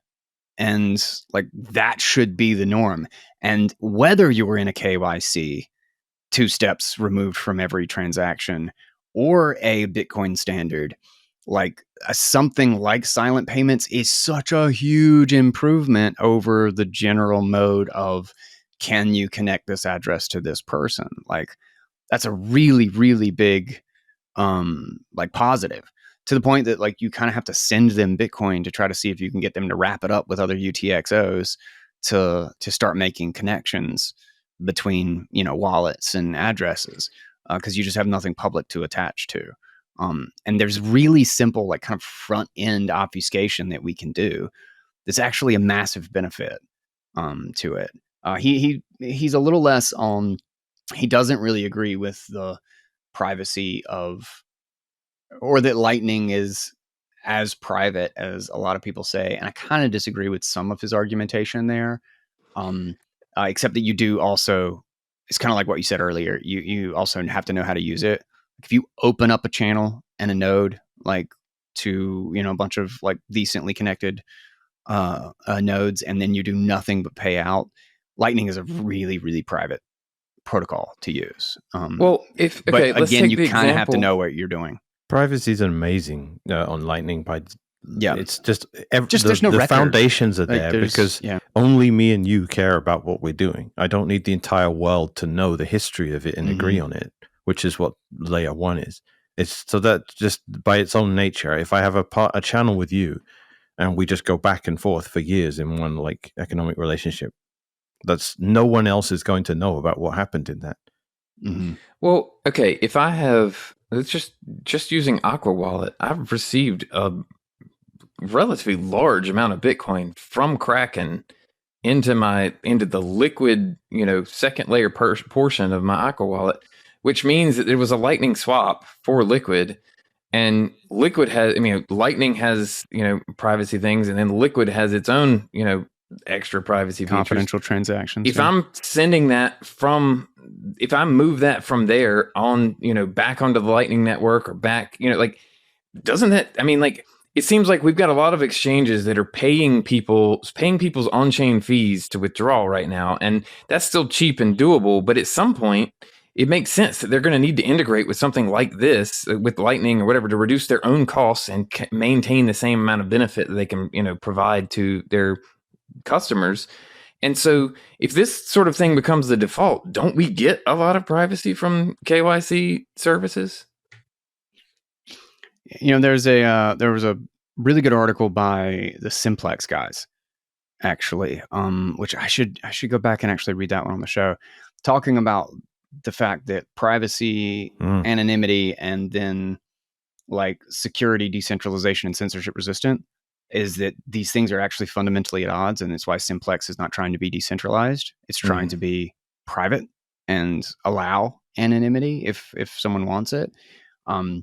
But it was a really great just explanation of kind of like that being very often a fundamental trade-off where those things are kind of at odds. and lends itself to the idea of like eCash being the perfect privacy thing, and just explicitly needing the decentralization trade-off, because both of those at the same time can so often be at odds with each other. What gives you privacy gives you a problem with decentralization or security, and then vice versa. On scaling, it's scaling. Yeah. Trying to scale. That's what I mean when it comes to security. Is like, yeah. Monero is a good example, right? It has privacy tech like baked in. It works, but scaling it and keeping it decentralized is just completely impossible, and everyone knows that. So it's not going to work, and that's why you get the luxury of privacy at this small scale, but you never get it. Like, that's why it was just not attempted in Bitcoin. It's never going to work with a billion people. You just for the same reason that a bugs. blockchain isn't a payment network. Like, sure, you make transactions on it, but it is not a global retail payment network. It just never was. It's an absurd thing. It's to suggest that the broadcast layer on your LAN can be a global billion user text messaging network. It's like, nah, that's just, it's not going to work, man. I can see Michael Saylor citing Mechanic as his reason for doing his like identity on the Bitcoin blockchain thing, being like, just listen to Mechanic. He says privacy is impossible, therefore my identity product is like really important. Just back Whatever me up, happened Mechanic. with that thing? Do you worry Saylor might use you as support? I don't know. He's like, we've met a few times, really? And I very quickly was like, please don't do what you're doing the way you're doing it. Like, it's I just hate it. Like, you've got Nostr exists. Please don't do what you're doing the way you're doing it. Like, stop being you. Just like, what? There's nothing like. It's just the same old Oracle thing, right? Like, I've got MicroStrategy, and we all created a digital identity within the organization, and we hashed it into a tree, and we uploaded that, and now that does something that an email couldn't have. I don't know what that is. Like somehow, instead of something like Nostr, which works fine for creating digital identities, for some reason we needed to bake it into a blockchain to prove that it happened at a certain time. I get that, but there still needs to be an authority on the CEO of the company is going to be like, yeah, ignore that one. That's not the real. Someone spoofed MicroStrategy's employees and created a bunch of identities that aren't us. Ignore that. Just like on Nostr, there's going to be like hundreds of people called Lynn Alden or Guy Swan. Like, there's going to be fake ones, and you just have to figure out who the real one is. And baking it into the blockchain to be like, this was the first one, exactly, doesn't do anything, because it's not. Scammers can be before you in history. Like, people go and squat. When Blue Sky came around, someone went and squatted all the names of famous Bitcoiners because they're like, well, this might be the next thing. Just because they were first doesn't mean they're the real one. Like, that's just part of it. And I'm being like, putting it in the blockchain, what is it you think that's doing? Because like Nostr was actually made by clever enough people that they were like, yeah, trying to upload all the NPubs into op returns on Bitcoin's blockchain doesn't do anything. Yeah. Not only does it not do anything, but it's suddenly like tons of overhead, added complexity. It means that you have to have like a light client node or something in order to start using Nostr and like publishing this thing, and like for what? Like, and it's also trying to make one network where the whole idea of decentralization in the context of communication in that way, like it's not a consensus protocol. Like, speaking is not a consensus protocol. English is not a consensus protocol. It's just a protocol so that anybody can communicate. We don't need to stamp this conversation somewhere in the public square in order for it to be better or worse or to prove it or anything. The conversation is just between us, It's fundamentally like we're trying to solve the double spend problem, because that is an issue that is unique to money and needs to be solved when you're dealing with money. Identity does not have the double spend problem. It just that's not how you establish that you're talking to the person you think you're talking to, because you already established it in another context earlier. Right? I know that, like, you send money to point A and you send the same money to point B. We all agree that it didn't go to point B because it already went to point A. But they are both valid, right? Neither of them speaks to whether or not. Do you know what I'm saying? Like when it comes Yeah. to establishing an Yeah, yeah, yeah. identity, I'm not going to say, well, I'm going to completely believe, along with the rest of the world, that you are who you say you are because this identity happened first. That's not how you establish it, right? Like if I get a phone call from you saying you're a guy and I believe you're not, and then I phone the real guy and you're like, no, it's a different guy. Like he's a fake guy. I'm not going to sit there and go, well, the other guy was first. Yeah. It doesn't work like that. But in the context of money, we all agree that what happened first is what happened. Mm-hmm. So it's not a correct application for the job at all. Yeah. It's using a hammer with a screwdriver. It's just not the same problem, Yeah. It Drives me nuts. But I mean, if I run into Sailor again, like just use op return. Like we kind of won the spam wars. I will say that we did because everything is just op returns now. And that was the least harmful way to put spam in the chain. It was the olive branch. So if you want to do this silly thing with decentralized identities, and you want to use op return, you can. It won't make any difference to it. You just put hashes of the thing in there, and everyone has to refer to a centralized oracle for the data that makes up that hash. Sure, that's a trusted thing, but you can still verify yourself that there are 8,000 employees in this organization. Here are all their public keys. We hashed them into one digest of 40 bytes or whatever it is. And that's small enough for an op return. Put it in the chain. And then when anyone wants to question it, they just go and look at that one op return. And then you say, this was my identity within that. You can rerun the calculation and you can go, yeah, that hash checks out. Like that's fine to do. You don't need to upload the entire thing. You don't need to upload everyone's end. You just need a Merkle root, man. That's all you need. So that's what you're going to say to Sailor. You're not going to say, Sailor, you might want to consider self-custodying. I don't know. Apparently that is genuinely 5D chess, but yeah, apparently. And at the same time, the Trojan horse of it doesn't work if we keep making excuses for it. So we have to treat it like it's genuine. So yeah, it's like a really stupid thing where we have to be like, Sailor's the worst guy ever because he's telling people not to self-custody. We have to be outraged about it, even though we know he doesn't mean it. Oh. So I'm there. Otherwise, it doesn't work because you can't play poker if you're telling everyone, or if you're, By the way, we're bluffing. Yes, I mean that is a tactic in poker, so it's a bad example, but you know what I mean. What are the chances of a serious hack at Coinbase in the next year? Do you think they're more like 0.1%, or do you think they're more like 15%? 33%.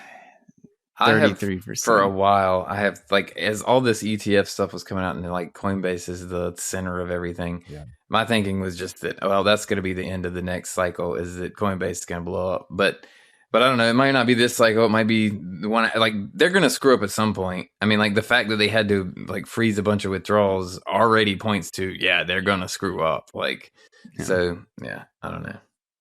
Yeah, I guess in the context of hack versus just like something going terribly wrong and causing a serious problem, I say it's like 33% over the whole next cycle. Okay. It's pretty likely next year specifically. Have they ever been hacked though? They are one of the few exchanges that never got hacked. That we know about. Never in a really, really big way. I think there was. But if they're doing fractional reserve problem, stuff, they don't have to be hacked. They can blow themselves up. That's the thing. It doesn't necessarily have to be a hack. It can just be really dumb decisions and leveraging and that sort of thing. I figure it was every time someone successfully hacks in, their server just crashes. So they had this. That's what it's done. It's like they've been hacked 20 times. Feature not a bug. It's like shut down. Dude, so I'm not sure if anybody's used this. I haven't really gotten to play with my BTC Pay server recently, because I had the one in the cloud and then switched it all over to Start9, and I really haven't set up my BTC Pay back on Start9 like I had it on Luna Node. Oh, nice. But BTC Pay had a bunch of stuff around StartOS self-hosting and BTC Pay. So BTC Pay 2.0 is here, which looks pretty awesome. They have a ton of kind of back-end changes to kind of streamline it. The interface looks a lot cleaner. Like they've switched everything. It's only the sidebar because they had this like really mixed. They originally had like that top bar thing, and I hated the navigation originally of BTC Pay. Then things got a lot better with the sidebar update, but they still had some of it in the sidebar and some of it up at the top. But there were multiple times, like in the early interfaces, where I just ran into dead ends that I literally couldn't even get back to where it was. And it was a little frustrating because the software was super powerful, but like really unintuitive. But they've really kind of completely overhauled their navigation. I have not tested this yet, but they said they have a totally new onboarding flow for like new users and to set up a point of sale that's supposedly much easier. And also, this is another point that's like relevant to this is Bolts now has a plugin to accept Lightning payments without setting up a Lightning node. So basically what is going on with like Aqua Wallet and stuff where you get it straight to Liquid, even though you give Lightning invoices, is you can now just do a plugin and then accept Bitcoin or accept Liquid straight into BTC Pay, and you don't even have to know, and your customers can select Lightning, and you just have this integration with Bolts, which that's a big hurdle that's overcome. So a bunch of really cool stuff with BTC Pay very recently in this past month. Does everybody here use BTC Pay in some form or fashion? I haven't used it for a while, but I mean, it's fantastic software. Yeah. It's such a beautiful story for anyone that doesn't know. It's like tweet number 2 in history. Yeah. Like, this is lies. I will make you obsolete. Like, it was just So Love great. it. He did. He absolutely did. He did. Yeah, It's just fantastic. I love BTC Pay, but I've been having a thought about there's been a lot of momentum with Zapright and like companies need to keep Bitcoin on their balance sheet and they need to do it properly, and I'm like, and they act as if like Bitcoiners that own companies like just don't know that they can, and I think this is like a little bit misleading because I think a lot of Bitcoiners that own companies, like their goal is to get their Bitcoin off their books. Like it's like, well, what if I just pay myself some salary, buy some coin, take it off the grid, put it on my hardware wallet? It's like that. I feel like the phrasing of this movement is like, get all of your Bitcoin on the books. Let the government see how much Bitcoin you own. And it's like, you do realize that like there's a whole kind of different movement going on where Bitcoiners are trying to keep their Bitcoin off their books, right? Like, why are you trying to convince Bitcoiners to own companies to like KYC all of their Bitcoin? Like, so I don't know. I just feel like that's a little bit like disingenuous with some of the like Zapright crowd and businesses get all your Bitcoin Does on the books Zapright crowd. Kind of do they make that argument? I'll just say I love Zapright as a tool. Yeah. No, just for I don't say it's bad. their invoicing and stuff. Just feel like, and I love also just being able to integrate with like, because they're not a custodian or anything. Yeah. Is that like I'm just plugging in, like I can plug in my BTC Pay server into my Zapright to like push it to that. It's just kind of like a universal invoicing thing. It's kind of like the like if I set up my website with Zapright, then anything that I change on the back end, like if I want to take a credit card or Cash App or Strike or whatever, is that I don't have to change anything on the website. Is I can just direct it to a different thing in Zapright. It's kind of like a obfuscator as to what I'm actually doing on the back end. Yeah. But my invoicing and everything is universal. But I also agree that in the sense that like getting it quote unquote on the books is like, I'd much rather just like, well, I'll shoot you an invoice over Telegram or Keat. I'll drop it in our Keat room and go ahead and pay it. And I'll just drop it in the mail for you. Like I'd also rather do that. Yeah. It's just like an issue I struggle with my business because there's always this thing in my head about, okay, I should be a Bitcoin based business and I should have all my Bitcoin on my balance sheet, or I should convert my business's treasury into Bitcoin. And then I'm like, wait, why don't I just pay myself some salary out of that treasury and just buy Bitcoin off the books? Like, why would I Why would I want that? It's almost like you could like have a meetup and like get people there and you could buy Bitcoin from them. But I mean, it makes sense for like people like, especially non-Americans that are like accepting Bitcoin as payment for their business. And like, yeah, I'm speaking as a entitled American right now, but I feel like they should at least address that it might not be, you might as a business owner want that Bitcoin off your books instead of on it, like just to, you know, put the full discussion out there. I just want to point out that while Uncle Rockstar was on stage, he was trying to prove how BTC Pay had just completely decimated BitPay. And Guy wasn't listening closely. And he's like, "Is anybody here use BitPay?" And Guy's like, "Oh, like, yeah!" He's the only one in the room. There's the only one in the room. I was like, "Yeah, what's up? I love BitPay." Thanks for bringing that up, Jeff. No, that's not. That's not right. But legit, like nobody uses BitPay. So nobody does, except for Guy. Fantastic. Except for Guy Swan. Be like Guy. I see it from time to time. I used to run like it. normies use BitPay actually. I used to have the card. I like BitPay before the block size stuff was great. I was like afraid that I was going to get charged for when Obamacare got passed. I legit had to drop my health insurance, and I was afraid they were going to charge my bank account. So I just closed my bank account, and I just bought Bitcoin with everything and was using the BitPay card as my bank, and then they went nuts during the block size stuff, and I was like, "Oh, fuck this! I'm cutting this up, and I find some other solution." And so, yeah, I mean, no, I forget. Well, I actually want to go on to since we have BTC Pay, major upgrade, but Alby Hub finally came to StartOS, and I installed it. And mechanics, so you had told me that L&D Connect was like amazing, and I set it up. I think it was through Lightning Terminal, I believe, was the one that was actually doing the L&D Connect, and I think it was Sessions who said he was having a similar problem where he was getting like RPC errors and like things just wouldn't boot up and wouldn't load. But then I did this through, I don't know what magic sauce Alby Hub has for how they're running it, but dude, it's a million times better. I finally kind of feel like I got the feeling of like, oh no, this totally does work. And my node can be my back end at Lugano. And I connected it to, it's almost weird because I'm used to having it jump over when I'm on Damus. I'm used to having it jump over to the wallet, and then I have to prove the transaction. But now I've just set like an allowance to Damus, and I have connected the app. And so when I zap, it's just like done.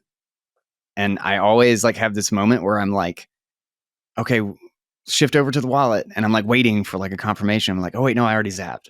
It's done. And sometimes I'll just go over to Alby Go, the mobile wallet, and I'll have to look at my transaction history to like convince myself that, no, yeah, I just zapped. There it is in my transaction history.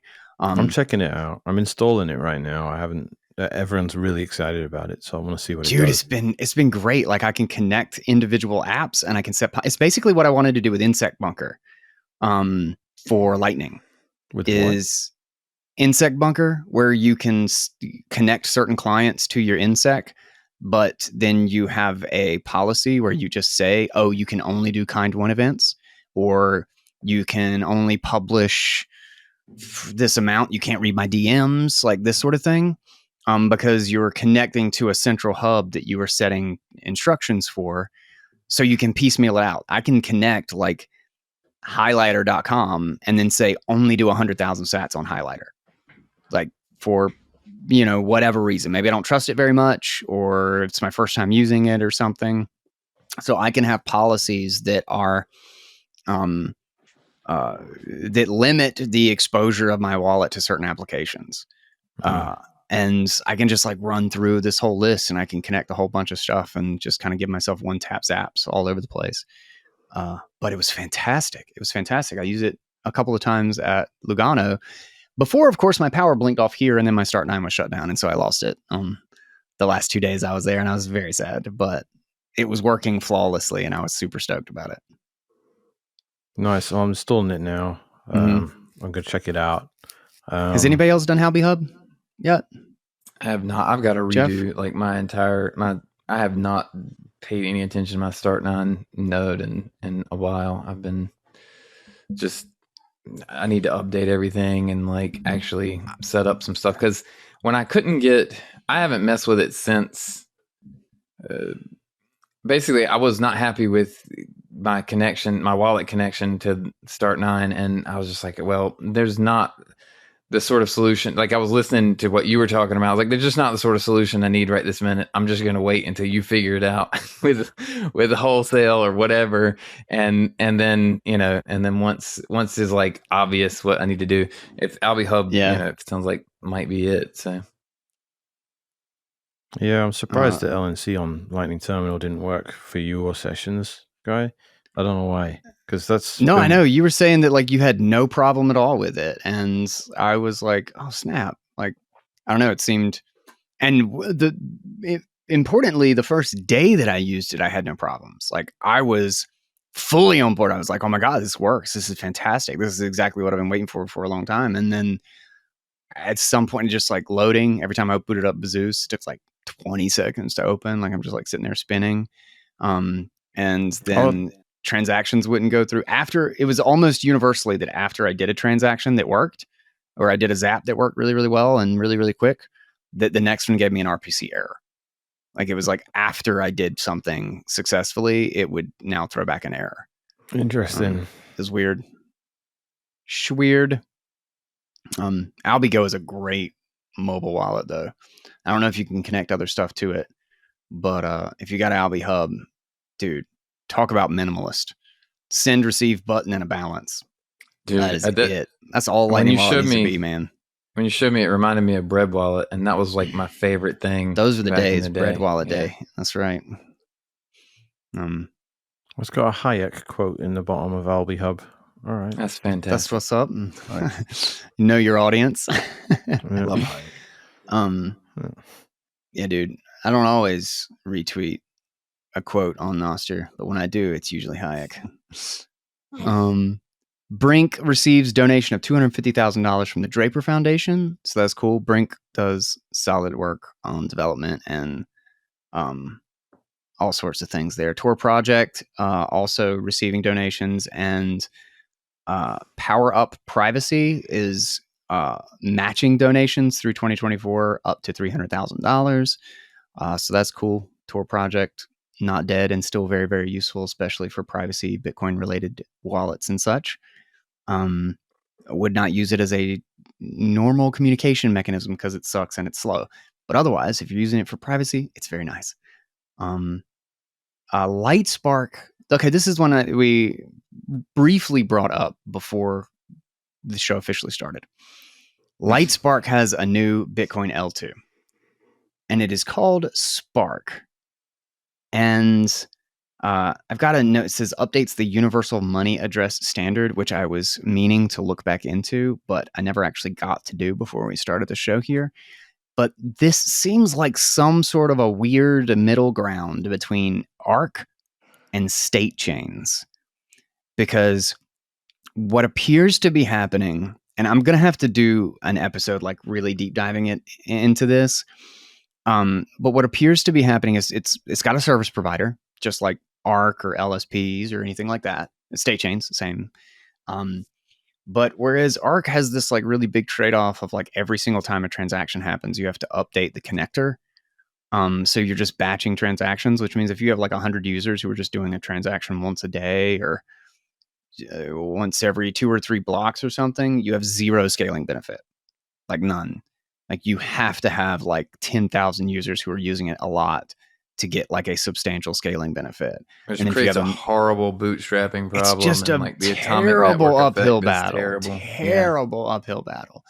I mean, granted, it's not like you have to make blocks every single block for no reason. It's only when a transaction comes in, but you have to update it even if there's only one transaction, which means that you get no benefit whatsoever. But this, interestingly, is some sort of an atomic swap system with it kind of looks like this interesting middle road between channels and like a big pool. But you're atomic swapping between you and the other user with the SSP, the Spark service provider. Yeah, SSP, which could also be a group, like it's a threshold signature. So it's kind of like a Fediment sort of thing with the user having unilateral exit with a time lock. But again, I don't know. Had not nearly enough time to actually learn how it works. But it's really interesting that we have a entirely new L2 with a different construction, very similar to a lot of the ones that are out there, but it actually looks really, really promising. Does it require any soft forks? No. Well, see, this is what I want to see. Doesn't I'm look now like firmly in ossify camp. I give up with covenants, actually. Yeah. Yeah. I'm curious where everybody is. I am still I still like CTV. I still like CTV, and I still like the idea of covenants as a basic primitive. I know Steve, he and I have gone back and forth on this a couple of times. Steve, are you in the total ossification? Raise your hand. Raise your hand on the roundtable. Are you for ossification? Well, I mean, ossification is a strong word. I think the most likely outcome is that covenants will kind of just be unused. I think there's an outcome where they get approved and the spammers find a way to use it. There's an outcome where they get approved and it does the things people want them to do. But I think the most likely outcomes is just they never happen, or they happen but nobody ever uses them for anything. I think that's the most likely outcome. Yeah, I agree. Let me riff off that. The promise of what they can allow for is always in the context of doomsday scenario where we have 8 billion people all trying to make their own UTXOs and no one can, so everyone resorts to off-chain stuff, and there's no good solutions without covenants. That's basically the sort of Reardon Cole shinobi advocacy position, and it's alarming for sure, but it's also just so unrealistic that bringing around these unreasoned about changes that we know are being pushed for by malicious actors is going to have the desired effect. Like even if Lightning was 10 times better, it still doesn't mean anyone runs a node and doesn't use it in a custodial way.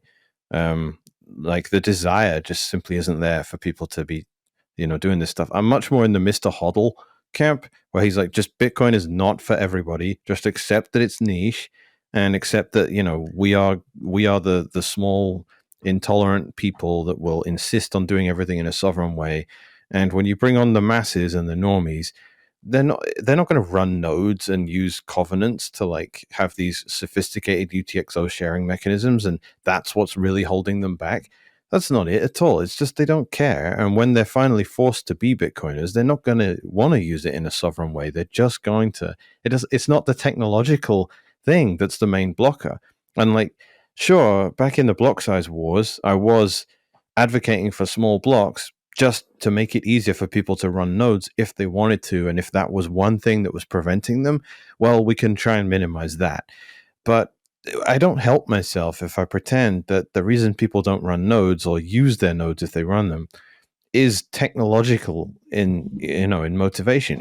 The motivation is just simply not there, regardless of how easy or cheap it is. People just don't want to take on the responsibility, and messing around with Bitcoin and adding opcodes in the hope that they will become so is, and the degrees of complexity that they need, like generating a secure Bitcoin address and having all your Bitcoins, sent there in one UTXO and managing 24 words or whatever. That's already a big ask for 99% of the planet. Being part of a UTXO sharing system where you're running a bunch of additional software that is relatively untested, it's in what universe is that ever going to happen? And I find myself making this awful argument that the Vitalik Buterin mountain man position of oh, this is just for nutcases, or even Saylor saying that's just for crypto anarchists, any form of self-custody. There's truth in both of those positions, right? And it's not going to happen. And unfortunately, it's not without trade-offs, especially things like OpCat. Like, that's ridiculous, right? And you have people up on stage at Lugano right now being like, yeah, I like cat, and we know cat VM's a thing, and we know it's being pushed by the WizTards, and it's just it's unpleasant. But I'm just sitting there going, given all this and given what I know in my experience, I end up back at this position where I'm saying, yeah, ossify, but I don't, it's important to define that term. I don't mean get rid of all janitorial and housekeeping stuff that has to be done on Bitcoin. I don't mean that, but I do mean not adding new opcodes and acting like we know all the ramifications of adding them, and that we have a hope in hell of the benefits their proponents will, use to justify adding it. And one little point I'll make is a chat I had with Jimmy Song in Lugano, where he's saying, every time we add these things, we rug all of the higher up layers that are trying to, fully expand and utilize all of the design space that's permitted by prior upgrades. Like SegWit and Taproot are still barely being used when you think about what they permit. And when you add stuff, I mean, Lightning now has Taproot channels or non-Taproot channels, and that's like, okay, we need 3 years to properly absorb the ramifications of adding that. Mm-hmm. And it's like, if you're adding new soft forks and new address types and things constantly, it breeds the wrong mentality. It's just like what's happening in like code, where it's like new JavaScript framework and this, that, and like a new programming language. And it's like, look, what if I just told you you're only allowed to use C and that's it? Like, have fun with that and see what you can actually do with it. And as it turns out, you can do everything with it. You just have to. Yeah. And it's just the efficiency that breeds. Like, here's Bitcoin. I'm only giving you SegWit, and you got Taproot as well. You have to figure out everything just based on that. And you can come out and tell me you need 3 more. Like, Reardon came up with a proposal that's like 7 soft forks, like 7 new opcodes added. And I'm like, I'm sorry, dude, you don't get that. Not with Bitcoin. You just don't. Like, if you want to do that kind of stuff, you can prove it. That's a huge go stretch. On Liquid or something like that. I totally agree there. Like, I'm sorry. It's just I'll tell you, here's my case. I would still love to see something like cross input signature aggregation, or like the anyprev out, or whatever the like the things that we've been talking about forever that are, still is probably not going to happen, but like I think it would be awesome to get some of those things, or 1 or 2 of those things, but the opcat stuff scares the shit out of me. The like, and everybody's like, no, we can prevent like it being used maliciously. We can like limit the amount of things you can do. Like, kind of sounds a little bit like adding gas, like trying to have some limit to the computation and like that sort of stuff. Literally, if you take, sounds it's just like to me. What makes a strong password is that 13th character or the 14th character. Like, if you're exponentially like increasing the number of variable, like the number of possibilities. The same thing happens when you add more opcodes. Like, if you add another, especially something like opcat, which can be used with anything, like you're now adding another like layer of unknowns that exponentially increases the number of potential problems.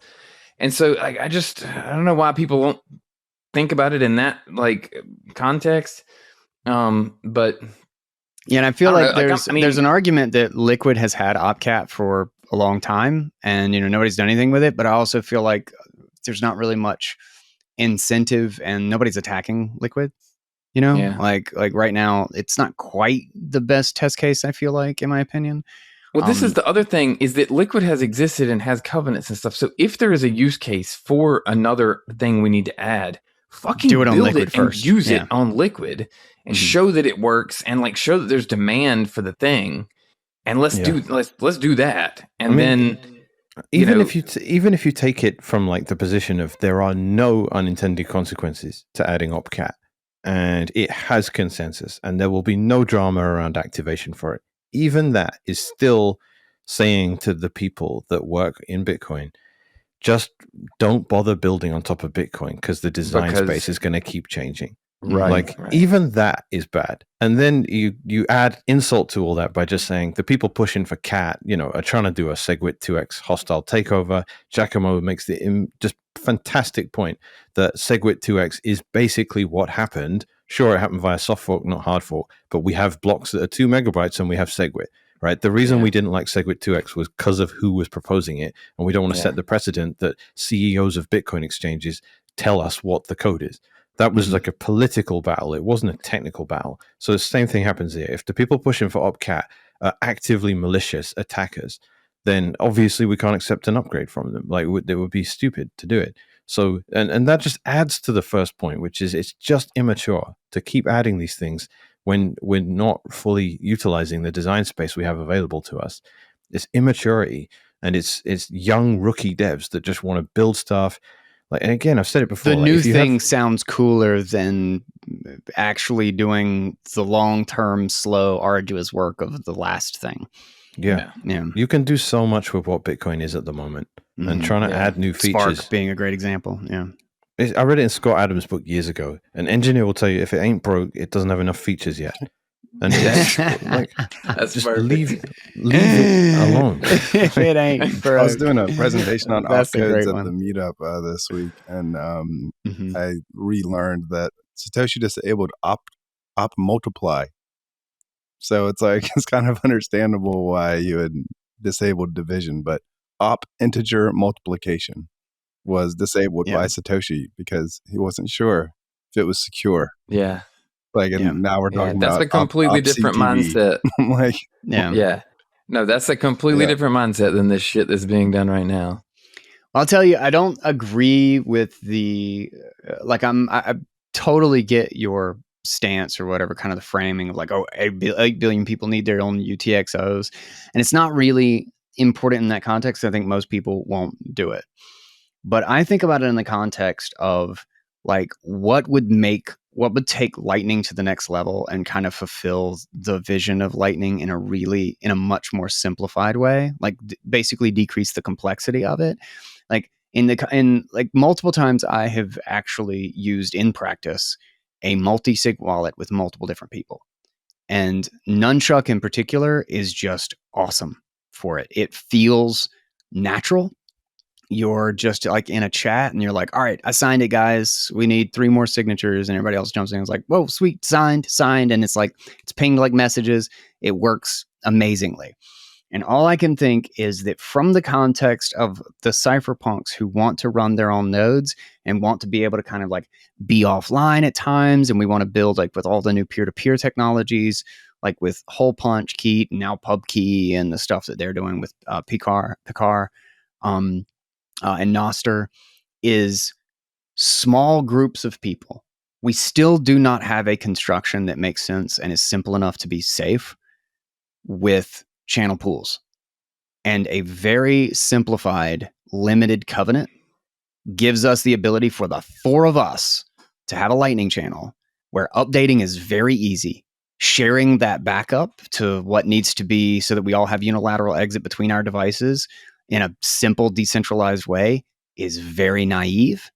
It is not a complex setup, and we can basically run a collective Lightning node where we kind of get that benefit of offloading, like where the transaction and payment in Lightning is not online or is not on chain. Well, neither is our individual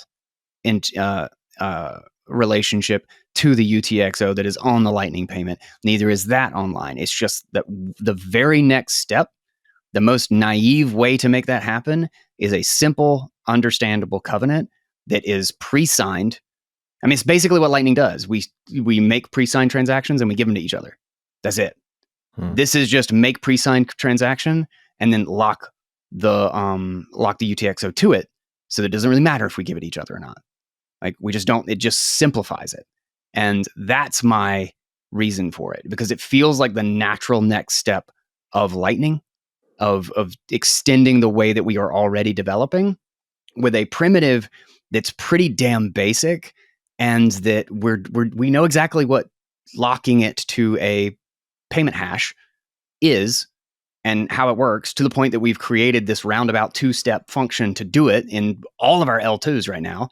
Well, what if we could do it in 1 step? Like, that's my case for something like CTV. But the fact that it's a soft fork, the fact that we already can kind of do it in certain regards, and we don't have any, like, I think there's plenty of good arguments for why maybe it's unnecessary. We certainly have not fulfilled everything that we could build with Bitcoin already. There's so many tools in the toolbox. But it just feels like that natural next step, and it could be to the point that I don't think we would ever need anything else. Bitcoin doesn't need a lot, in my opinion. Since we can build bridges between, like Liquid and Lightning and or Lightning on top of Liquid and Lightning on top of Bitcoin, I mean, it means that we could still build a wallet that uses Liquid to do exactly what you're just talking about, right? Like, I mean, yeah, I think as far as it seems like, I would love to see that. That would be awesome. Yeah. If I had the time and even slightly the expertise to do that, I would totally go for it. But yeah. And maybe if one of my other projects takes off, it'll give me the capital to actually do it, but we'll see. Yeah.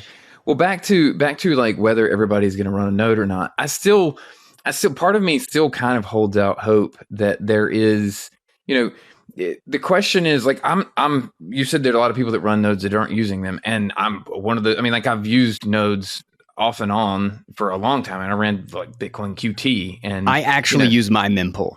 I just want everybody to know that, because I'm very proud of that, and you should think of me as better than you because I use my mempool.space. I use your mempool. Listen, too. I've used my own mempool.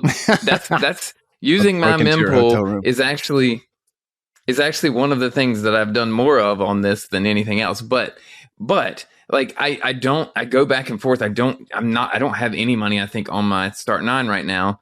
And I've used Bitcoin QT and swept addresses and did all sorts of tech. It's not that I'm not like capable of using this stuff, but the easier it gets, like even though I know how to use a wallet that's more technical, I like Bread Wallet. I like Alby Hub or whatever, like something that is just stupid simple. I don't have to think about, makes life easier. Dude, Nunchuck is fantastic. Like, so if we can get things to the point where a bunch of, you can buy a device, and just like, it's the same sort of argument. Like, it's that, if you told everybody what you had to have to connect to the internet, like in the 80s or whatever, like in the future, you're going to have $1,000 computer, and you're going to have a $200 router, and you're going to have if you told people like all these things, it sounds fucking ridiculous.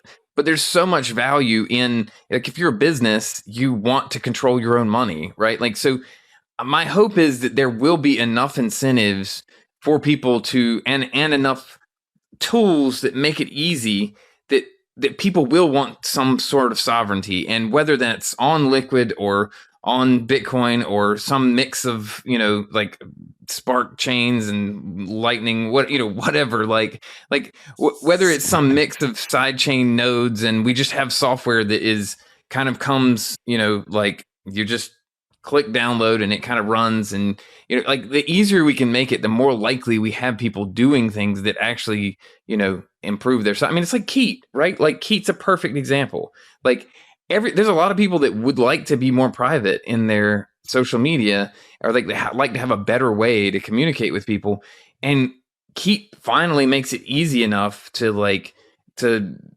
communicate with people in a like pretty sovereign way and in private way, without having to have any sort of, you don't have to know how to run a server or anything else, right?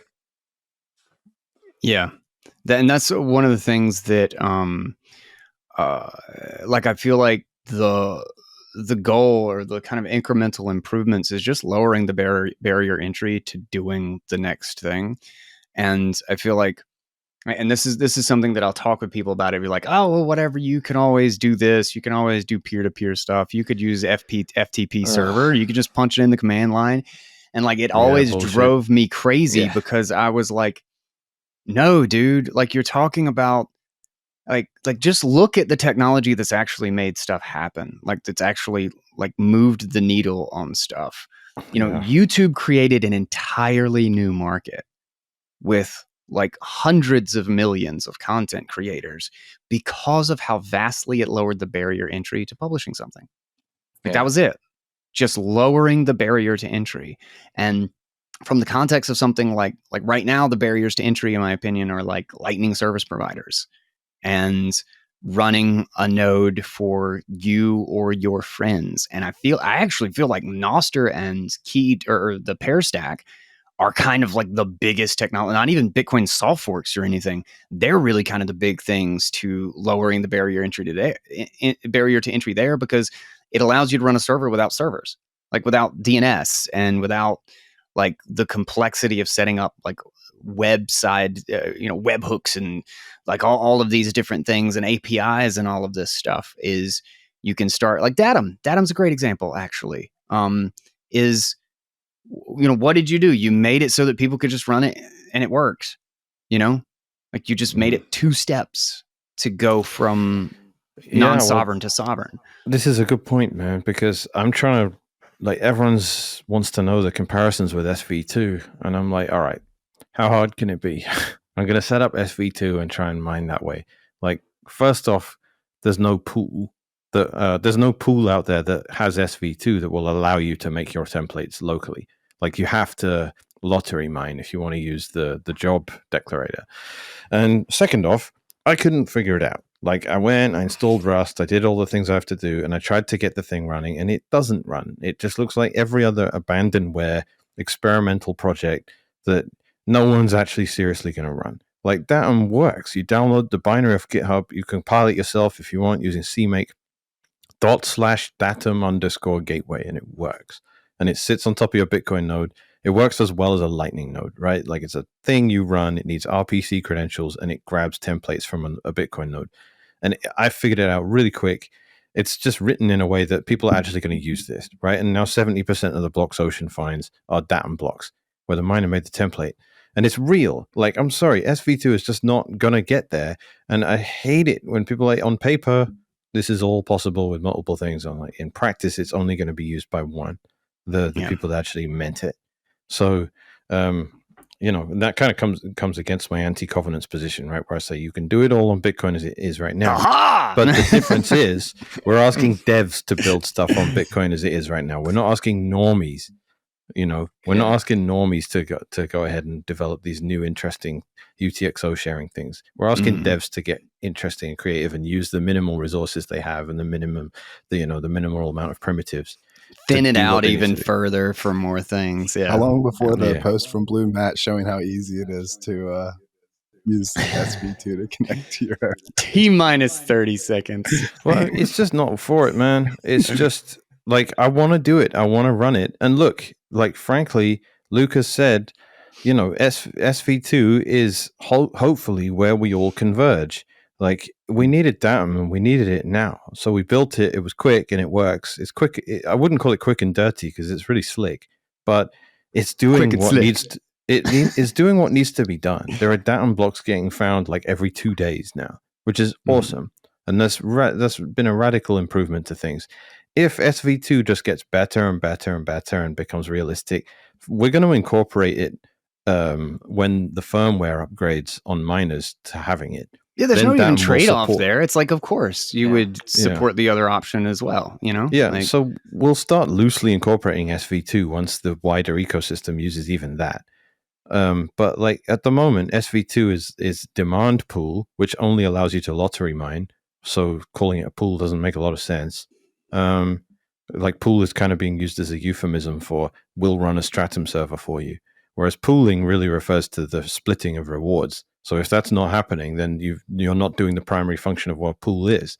And it's being used by Brains because Brains make their own aftermarket OS for ant miners that actually does use SV2. So they get the encrypted communications. They get improved centralized template construction. And the irony with Brains is that they just use Antpool's templates, as far as I can tell, which means that they're doing the very opposite of what, the decentralize everything with Stratum v2 approach is. It's only manifested on one pool that not only doesn't allow miner-side template construction, the pool doesn't even create templates. It gets Bitmain to do it, which is like the worst thing you could do ever. Like, it's the whole point is to stop Bitmain being decentralization theater rather than actually like demonstrating the solution to the problem. Like, that's a really good point. But still, if they iterate and SV2 gets good enough and it's just the open standard that we all use, then sure, Datum becomes a thing that was like, oh, well, that was a waste of time that actually gave us a year of miners making their own templates and, showed it could be done. Like, if that ends up being the case, so be it. I think we'd all be happy with it. It's not got to turn into like a long fight. But I just don't think the SV2 world really has it. And like then, interestingly, this is from in Lugano. There was an educational thing before the main conference. There was I don't know if they call themselves Plan B as well, but there's that guy Alex, the French guy who like does teaching stuff in El Salvador and and Rings a bell. Lugano's. But yeah, that there was a presentation. I did one on Datum. SV2 guy did one, and Braidpool guy did one. And like this is just amazing to me because there's a lot of people that think Braidpool is like the real solution here, and that like Ocean is still is still a trusted third party and a central point of failure and all that. Even if we get miners Is making Braidpool templates. like peer-to-peer or something? Well, yeah, but it's like it's unbelievable on paper. It does everything. It's like it's insanely complicated. And I don't think anyone's under any illusions that it's like an easy, quick fix. But there are holes in it, and the one I didn't realize was that they hadn't taken into consideration that miners can make different templates. How do you deal with that? I was like, so, right, all this looks great. What happens if I'm making a crappy template and someone else is making a really lucrative template? What do you do with the reward split? And they're like, oh, well, our assumption had always been that everyone would just make identical templates based on the mempool. And I'm like, all right, this is that's not how any of it works. Like you have to have like this is the main issue. Like at Ocean right now is like, what do we do with different templates? Like this miner wants to mine 300 kilobyte blocks. That guy is Marapool, and he has a bunch of out of band, incredibly lucrative spam transactions that aren't even known to the wider network. How do you normalize shares? Like they can't be getting the same rate, right? But what do you do? And that's like the fundamental problem to decentralizing template construction in a pooled context. How do you decide who is worth what? Because you can't just have people come along and mine empty blocks just to troll everyone else and get the same split for each of their shares. So how do you do it? We got a spreadsheet on here with the trade-offs of each and every idea, and it's uncharted territory. And especially with a peer-to-peer pool, like that's just going to have tons of problems with that because somebody can go in just to cause just to be an ass. Yeah, I mean they do leverage the proof of work that's already being done to like establish, to prevent certain griefing attacks. So if that is the sort of low-hanging fruit that they'll always appeal to, and that's a good approach, of course. Like if you're 70% of the pool, you don't get to it. That is Sybil resistance out of the gate, right? Because you can't fake the proof of work you're doing as a miner. So it's a good idea. I actually like Braidpool, but it just when I was like, what do you do about different templates? And they're like, good question. I'm like, whoa, you didn't have an answer for that? That's like, this is all I've thought about for a year now. Like if your decentralization's messy, so you have to put safeguards on it, and all of them are bad in one way or another. And if you don't do it, that's the worst of everything. Because then, the big centralized guy comes along and mines awful blocks and gets paid the same as everyone else. All your miners are making 50% of what they were expecting. The pool dies. Like that's just out of the gate. You're dead. But every single solution to it sucks. So like, I mean, I was saying at the beginning of Ocean, I'm like, this is decentralized. And everyone's like, well, what about this? I'm like, yeah, you're going to hate it.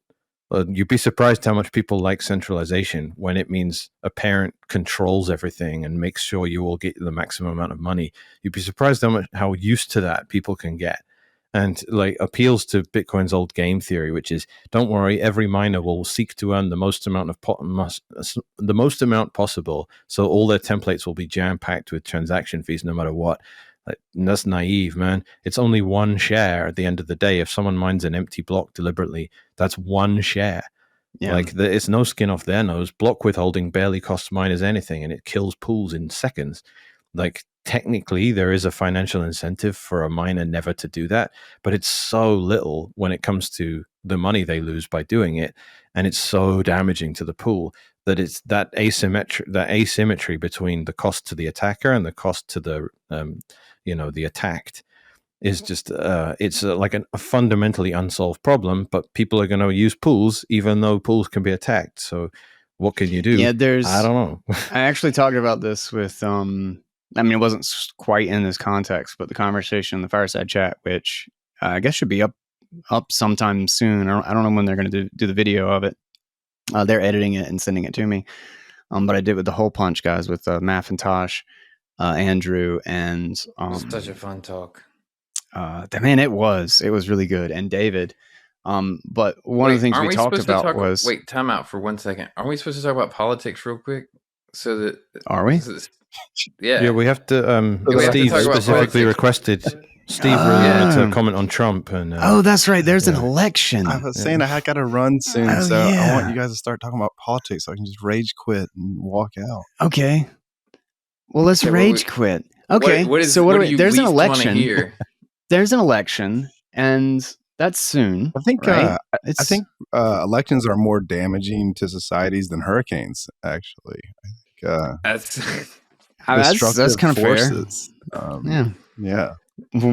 Worse than the worst silly version of climate change out there. The question is the political system manipulating the hurricanes? I don't know. I mean, at this point, you don't know. I think they have a bunch of antennas. What they got those antennas for? Otherwise, yeah, they have a quantum weather modification computer. I'm pretty sure. Totally not a scam. But you know what? It takes all types. So what does? Those guys too. It takes all types. You know what? The rest of the things that I have up here is another stupid thing about BlackRock. And now, hold on, I want to go back to the player stuff. I just was L-enhance, which we already talked about, soft fork and stuff, and that's basically covenants and CSFS and those sorts of things. So we can. I think we hit major news items that I was at least concerned about. So let me talk about first the thing about the Hole Punch guys. They talked about that is how much we have to slowly etch away at that centralized framing, that our mental frame is still to just centralize to solve the problem, and how difficult it is to get out of that mindset, and also to realize when a tool does solve one of the problems is not even realizing how it can be used. I kind of liken it to the first time that I realized that I had the first 6 months that I had a smartphone and I had the internet in my pocket, is how much I had to relearn how to do things, because suddenly I could look something up. We didn't have to have those questions anymore where, you're just offhand having some conversation or something, and you're like, I wonder where the origin of butt came from. I wonder what's the origin of that word. It's I don't know. And then you have the internet, and you're like, wait a second, I can look it up. And then same thing with maps and stuff. It's I had to rethink what the tools actually enabled. Granted, now I just want to go back to the time where we couldn't look up stuff. But computers were a mistake, man. where there were mysteries everywhere. It's the same thing. If you get a 3D printer, and you have to actually learn. It's it's okay, I can solve there's a whole bunch of problems I can solve now, but you have to know when you can solve them, how easy it is, and then you have to compare that to everybody wants to use that tool sometimes wrongly, where maybe it's just easier to bend a little piece of, bend a coat hanger and to, solve your problem rather than to go and draw something and 3D print it. So you could just not only have to learn how to think with the tool, but you also have to learn how it relates to all the other tools you already have. And so, you get a decentralized, again, it's like they said, you have a whole bunch of tech guys that have been brought up in this server centric world, and they think that you just can't do what you're talking about doing, and it's just not, they can't break out of that thought process, that framing. Yeah, man, Luke has COVID. Sorry, he just sent me a positive COVID. Oh no. He doesn't. He should have worn his gas mask. Works. He doesn't believe that ivermectin works, but he should take it. He totally should. That shit actually works really well. Ivermectin didn't do anything when I took it. Really? Yeah, that's interesting. The only thing that helped me. That was a big difference for me. The only thing that helped me was being really warm. I was in Mexico, and it was kind of winter, and I was no, I don't need a blanket. So I was sleeping with this thin sheet every night, and I realized I was cold. And then it's yeah, it's Mexico. I need to actually stop telling myself that I'm not feeling cold because I'm in Mexico. Somehow it's just freezing. So I got like a thick blanket, slept for like 12 hours, and woke up like, I'm like 40% better. Finally, I'd had it like a week. 40% better. Yeah, and I was like, now I've turned a corner. I'm actually gonna like be able to recover from this thing. But well, guys, I gotta let you guys finish on your own. I gotta head out. I got some hotel rooms I gotta break into. But what's your last words? What's your last words before? Takes most. Are you voting for Trump? Yeah. Or Ron Paul? Yeah, I don't know. Yeah, I'm never voting. Takes most tithes, right except in for Bitcoin. Michael Saylor, I guess. I don't know. takes all kinds except for yeah, but all except right. for thanks, guys. See y'all next week or next time. Later, man. All right, man. All right, so we'll wrap this up with just a little talk on the election. Let's talk about politics. Is that what we're going to talk about now? I was thinking of driving down to Seattle and voting for just someone, just for fun. Not an American, of course. Doesn't seem to matter much. So, dude, if you could do that and record the process, it would be a wonderful that would actually be a great service. Should I do it? Like, hey guys, I'm driving down to America today to vote. Dude, that would be amazing. No, there was I think it was Elon posted a map of those states that do not require any sort of voter ID, not even a non-picture ID, like a library card with your name on it. And you can just go and you can just vote. And it was like 5 states were in the gray. There were like 3 different, it was like a color coding of like what you had to have to vote. And it was funny because like all of the states that were gray were also blue states in the context of voting. Here you haven't had to have an ID previously, but you had to give your name, and then they confirm that you're part of the county, right? Yeah. And so, is it just that they don't require anything in some of these places? Like you don't have to have a name or anything. I mean, like we know that dead people have been voting too, but so they have to like give like whatever invalid voter person a name of a dead person to say, or I don't know, maybe I don't know. I heard, is it Pakistan or something, or when you vote they dip your finger in this like purple dye that like takes a few days to come off. It's like just like iodine, that's all you need, like purplized iodine or something, just make sure it's stuck there. So that's funny. You try and vote again. No, sorry, you got purple finger. Like we know you already voted. Purple finger. Voting is like the simpler the tech, the more reliable it is. Like, the minute there's voting machines, I'm like, I'm done. Like, dude, even if it was open source, that wouldn't even fix it. How am I supposed to like stick in a USB stick? Like, oh my god! It's just the idea of a closed source proprietary electronic voting machine drives me crazy. Like, no, dude, that's 100% bullshit. Like, I would have a trouble trusting an open source one, just like you said. Like, you can't electronic voting machine, you still just can't verify it. But regardless, the software, the whole machine is closed source and proprietary by a government contract company. Like, no. Are you fucking insane? Like, the problem is that the digital counting machines suffer from this same fucking problem. Like if you have a thing where you're feeding your vote into, and it's there's nothing wrong with paper ballots. There's nothing wrong with paper ballots. We don't need to fix paper ballots. But that's what I'm saying is that you feed a paper ballot into a thing that counts them. That's also just as bad. Like, because it can spit out whatever. Except that you can at least check it later. That's the thing. Yeah, that's fair. Is that you can hand verify whether or not the machine is telling you the truth.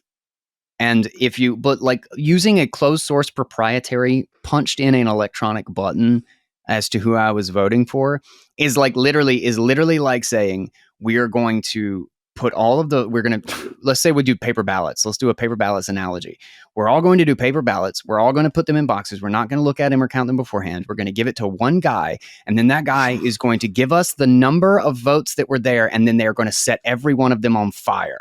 And then we know, and we have verified because the guy is super trustworthy and he gave us the number. That is what using a closed source proprietary electronic voting machine is. And if you don't get that, you're either a liar or you're stupid and you just don't know how computers work. And when he goes in the room to count it all, he has an internet connection too, by the way. Yes. So Yes. like they found a bug, right? And they patched it. They hot patched it. I'm like, okay, so these machines are literally phoning home. Networked. Like, that's fucking ridiculous. I'm sorry, Jesus man. I'm just. Christ. But at this point, I'm like, I just can't. I don't know. Like, the theory is that you can only rig it so far, and that if you like over the top rig it, then somehow that triggers a mass, civil disobedience event or something like that. But yeah, I don't think that's gonna happen. Like, I literally think conservatives will just take it and they'll just be like, oh yeah, they're all family men with kids, man. They don't want to rise up. Like at the end of the day, like, and there'll be something like Kamala's greatest rally ever when it'll have like 40,000 views, and then Joe Rogan will go on. Sorry, Trump will go on Joe Rogan and it'll have like 40 million. Yeah, like to be fair, a lot of that is the rest of the world, sure, but like, it's unpalatable and just completely unacceptable to me.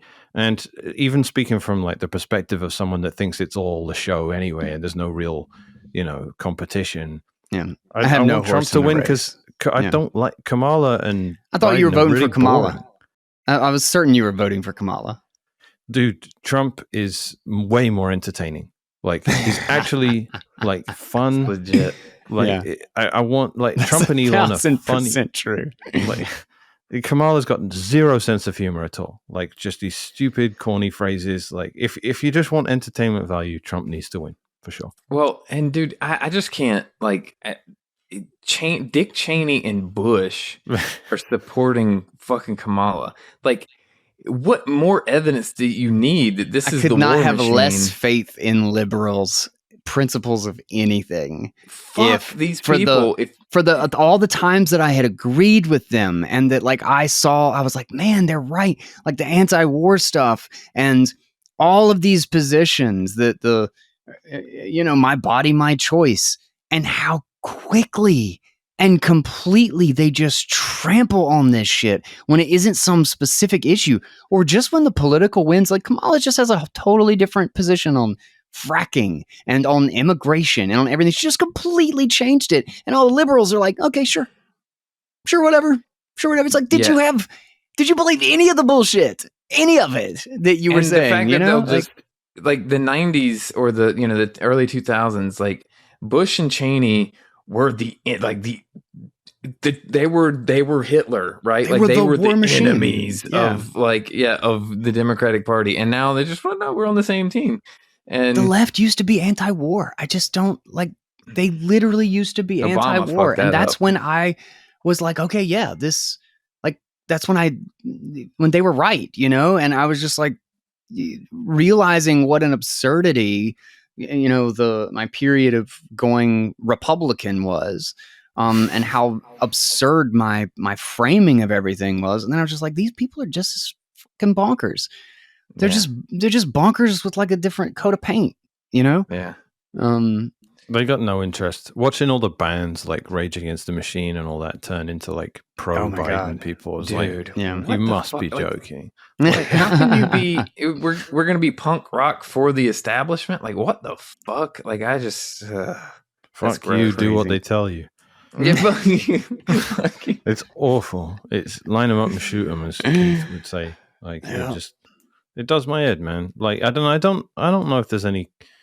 I think it is identity. Like, people will say I'm a Democrat or I'm a Republican, which is ridiculous. Like, you're not. That can't be an identity, a political party. That's ridiculous. That's just complete. You can't.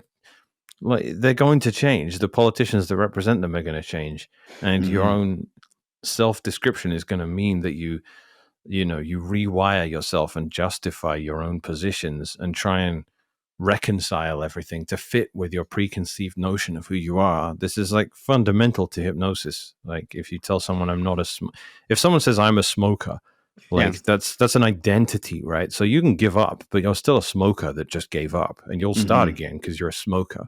Like, it's that identity thing is like rule number one in how you change your behavior. So if you're going to identify as a Republican, it doesn't matter what the party turns into, you're going to be that. Same with Democrats. Like, I'm a liberal, I'm a Democrat. that will completely reverse the definition of everything that those things once meant, and you'll just go with it because it's literally you that's changing, not you're not staying congruent with any of the principles that made the thing what it was. And when someone comes along, some annoying like kid like me, that's like, so you're standing side by side with Bush and Blair and Cheney and whoever the heck, like these are people we marched in the streets against over the Iraq War, and these are the people I'm you're like now running out of RAM totally or something. fine What with is because they're happening? anti-Trump, who is literally Hitler and a Nazi, even though there's just absolutely zero evidence of that whatsoever. It's literally at this point the connection is patriotism or any sort of element of national pride. It's all just racist to you and all completely unacceptable. He's a misogynist, he's a racist, he hates Mexicans, all of these things that are just made up essentially. It's so wild is that they don't even know what policies were put in place. Like his what Arab or Muslim ban, like travel ban, it's exactly the same policy that Obama had during one of the like bombing campaigns or something. And it's like, so wait a minute, it's only racist when Trump does it? Like, I don't, like they will just use anything. And the only time they were ever nice to Trump is the 1 week that he was bombing. He dropped the mother of all bombs or whatever, the Moab on Afghanistan or whatever it was. And like, then they were talking about, oh, he's so presidential. And it's like does nobody fucking remember that? Like what they were doing last week. And then, and I don't know, even the crazy thing about it is that even the Libertarian Party has tried to do this. Like like Nick Sarwark, who I think was just a fucking government plant anyway. Like he was like the leader of the Libertarian Party for a while, but like he actually said something like, well, we need to support whoever the Libertarian candidate is, even if they don't like match our principles or something. And Dave Smith was like, wait a minute. So if Hitler gets like somehow wins the Libertarian nomination, you think we should just support? Then he's like, well, yeah, I mean, like we've got to get behind whoever it is. And like, I can't remember who he was talking about at the time, but it's like, okay, so we don't need to have any principles. We just need to align with the party. Like we need to, our identity needs to be the party. It's just, I don't know what happened to Guy. He's gone. It's just me and you now. Oh yeah. This is Bitcoin Audible. Yeah. All right. All right. Well, let's jump off because I'm starving anyway. It's always good to see you. Yeah, man. That was a lot of fun in Lugano, man.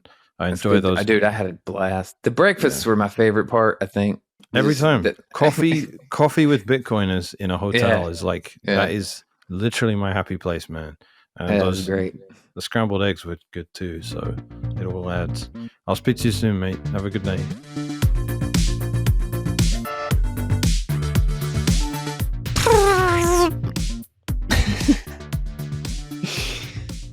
All right.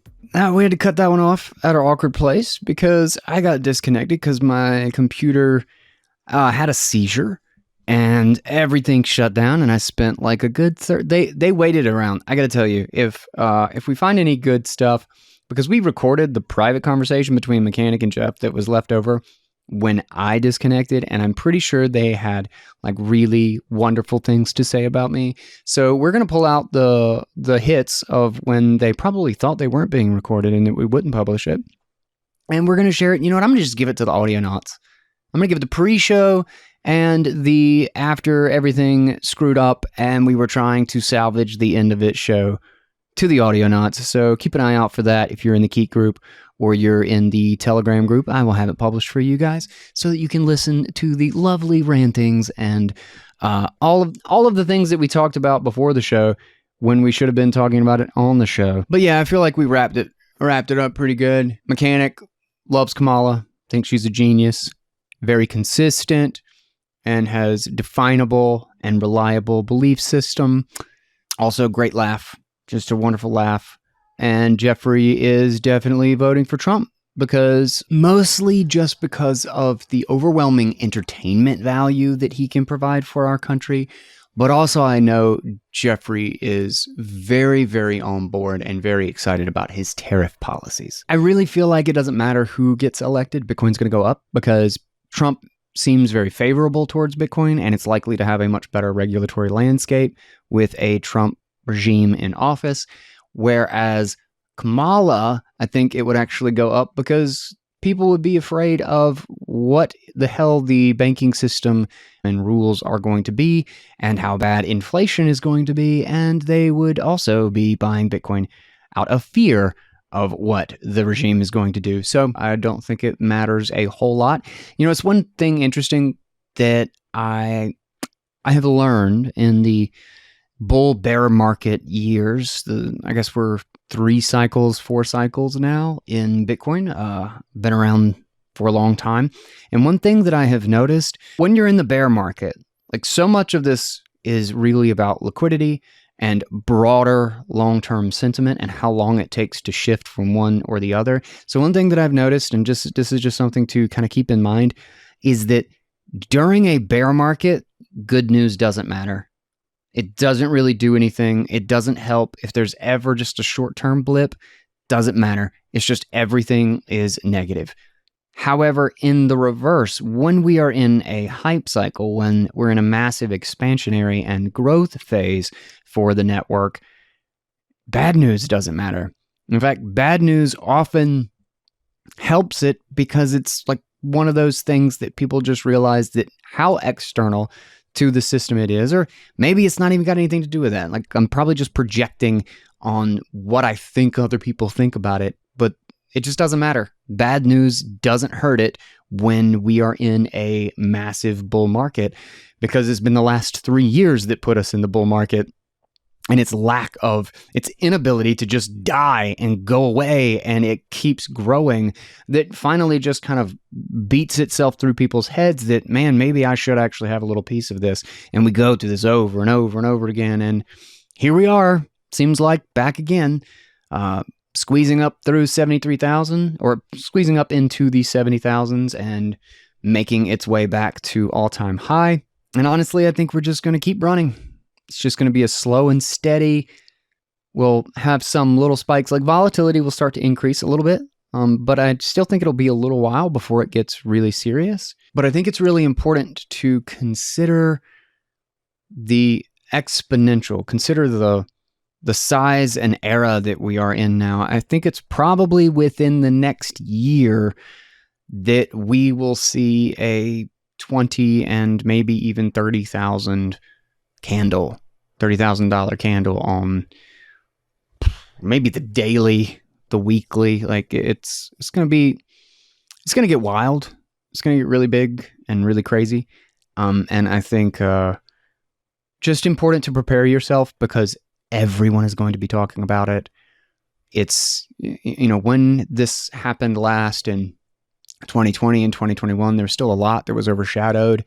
And 2017 was kind of the days when Bitcoin was still just seen as like kind of a joke. And I really think that something that has changed in the framing for where we are going to be this cycle, I believe, is that this will be the cycle where you start to look questionable, where your reputation and your legitimacy starts to just kind of wane a little bit if you can't realize that Bitcoin isn't a joke and that there is something very significant here.